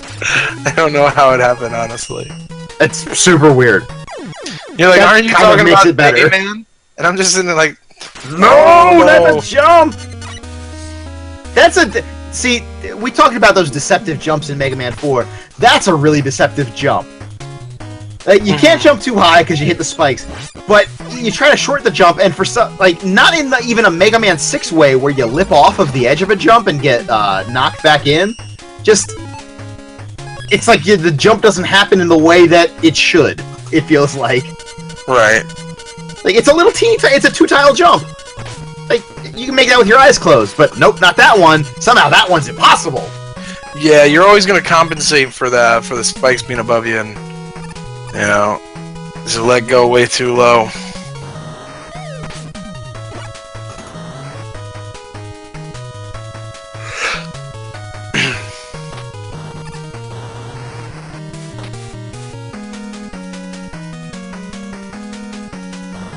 Oh snap! I just realized over here for Enemy and myself on the West Coast, TGIF. Hold on. Okay. No, I had to check a calendar real quick because I thought somehow it became 1994 again, and I was very confused. Yo, when this boy me. I was sort of hoping to check out a little step by step, day by day. But thanks for getting my hopes up. All right, nope. Concakes, sometimes the world looks perfect, nothing to rearrange. Sometimes you just get a feeling that you need some kind of change. No matter what the odds are this time, nothing's gonna stand in my way. Flame in my heart like a long-lost friend makes every dark street a light at the end. Now I just want to sing TGIF songs. That is a great TV show theme song. JVeth about to make it to the Master of Karate. If he can defeat him, he will be standing tall on the wings of our dreams. Right now he's having some rise and fall over these this springy section.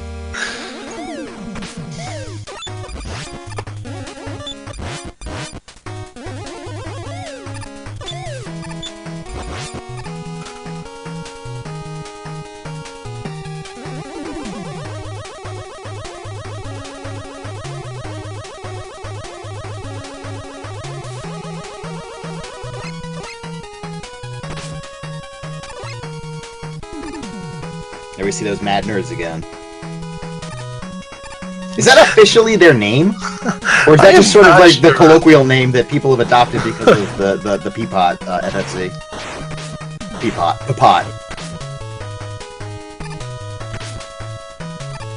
It is a good name for them. They get so mad.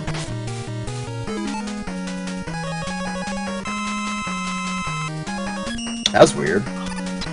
Okay, looks like Brain Break is their name. That's a really cool name too. Some of these guys have some weird names. You think Grasshopper? No, you got Batan. Sure. Which is Japanese for just grasshopper. I assume. Some of these names. I'm fluent in making up Japanese. Spear Spinny guys, nice, they're in Yamato Man stage. We got a nice Japanese name for them. Ben K. Ben K. Just, Benny.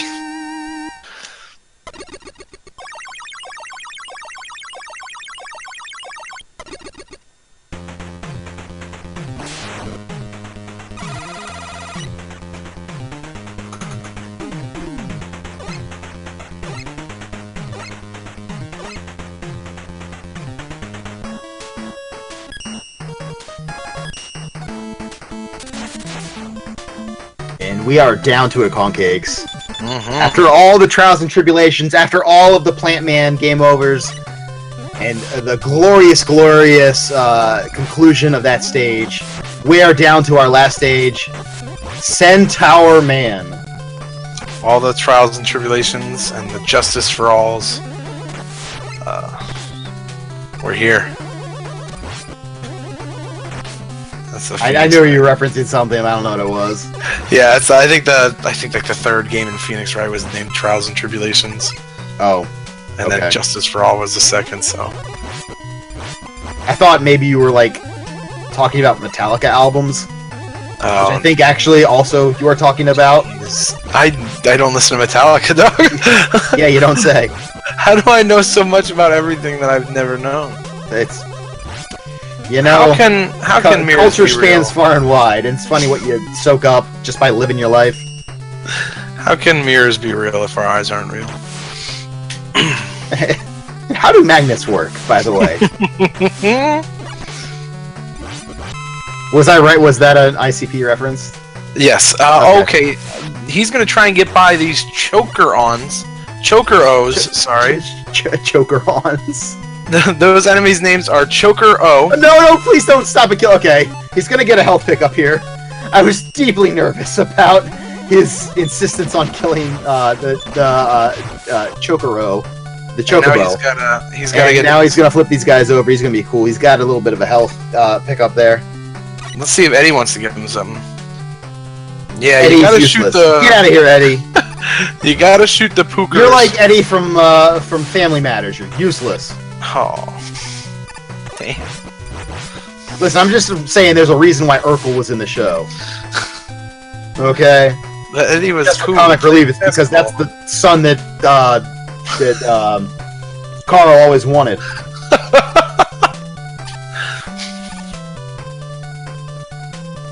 Sure as shit wasn't Richie. They got rid of him.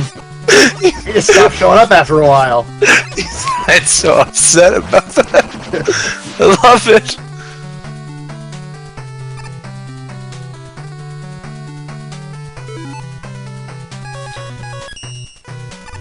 Oh, I was getting this stage confused with Blizzard Man for some reason. For some reason, I thought the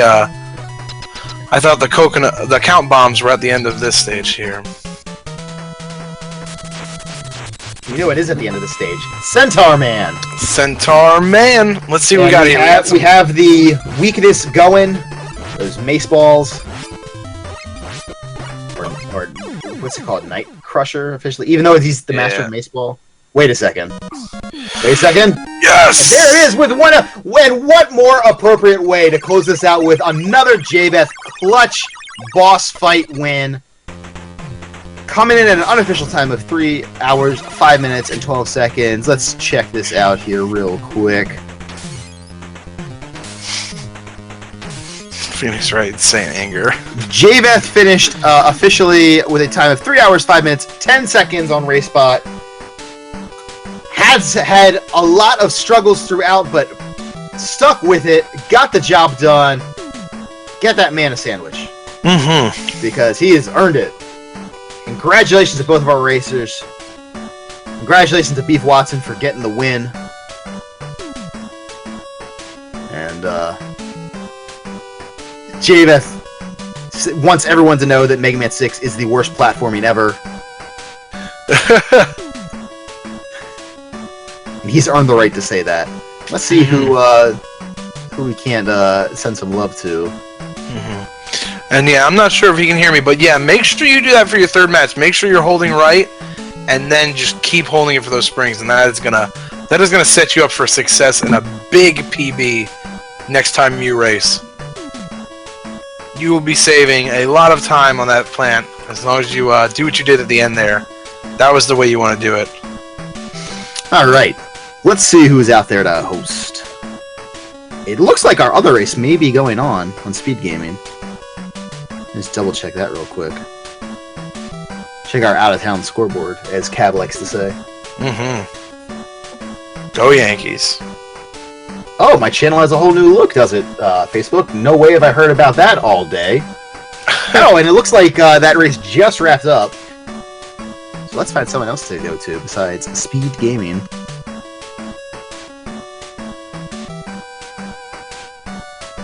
Well, I'm seeing a pretty obvious choice, it's looking like.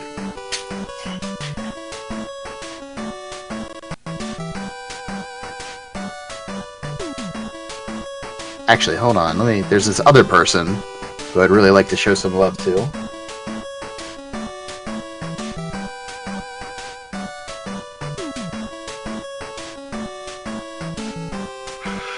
Okay, so I know we're doing Mega Man. Mm-hmm. And there are great Mega Man runners out there. They're doing pretty well for themselves. And some of them have been rated already throughout the tournament. So, since this tournament was my idea, I'm going to host who I want to host. Because I can. So we're going to show some love to our compatriots over at Retro Gaming Live TV. So go and let's see. What's our raid message, Conger? Oh man. Damn it! You're not supposed to be bad at raid messages. Sorry. Too. It's got to be something to do with Plant Man, though. Okay. Let's see. Plant forms, best forms. No, like get buried, Plant Man. There we go. So our channel that both Concakes and I are on a couple times a week. This is Retro Gaming Live TV. We're gonna go there, and we're gonna show some love to our teammate McRaven, who is in this tournament. Tell him you want to see him play Mega Man. He will play Mega Man.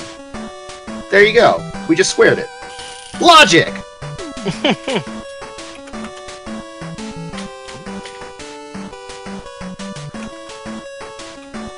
Nightman, Master of Karate. Oh, that's the one. Yep. Yep, that's the message.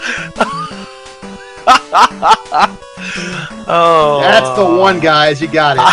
I have messed up. No, you have not. All right. Oh, wait. What? Yes, that's still where we're going. All right. Thank you guys so much for watching. On behalf of Concakes, I am Enemy. Thank you, Doysum, for restreaming tonight. We will see you all bright and early tomorrow, 10:30 a.m. on twitch.tv/speedgaming. Until then, thanks for watching. See ya!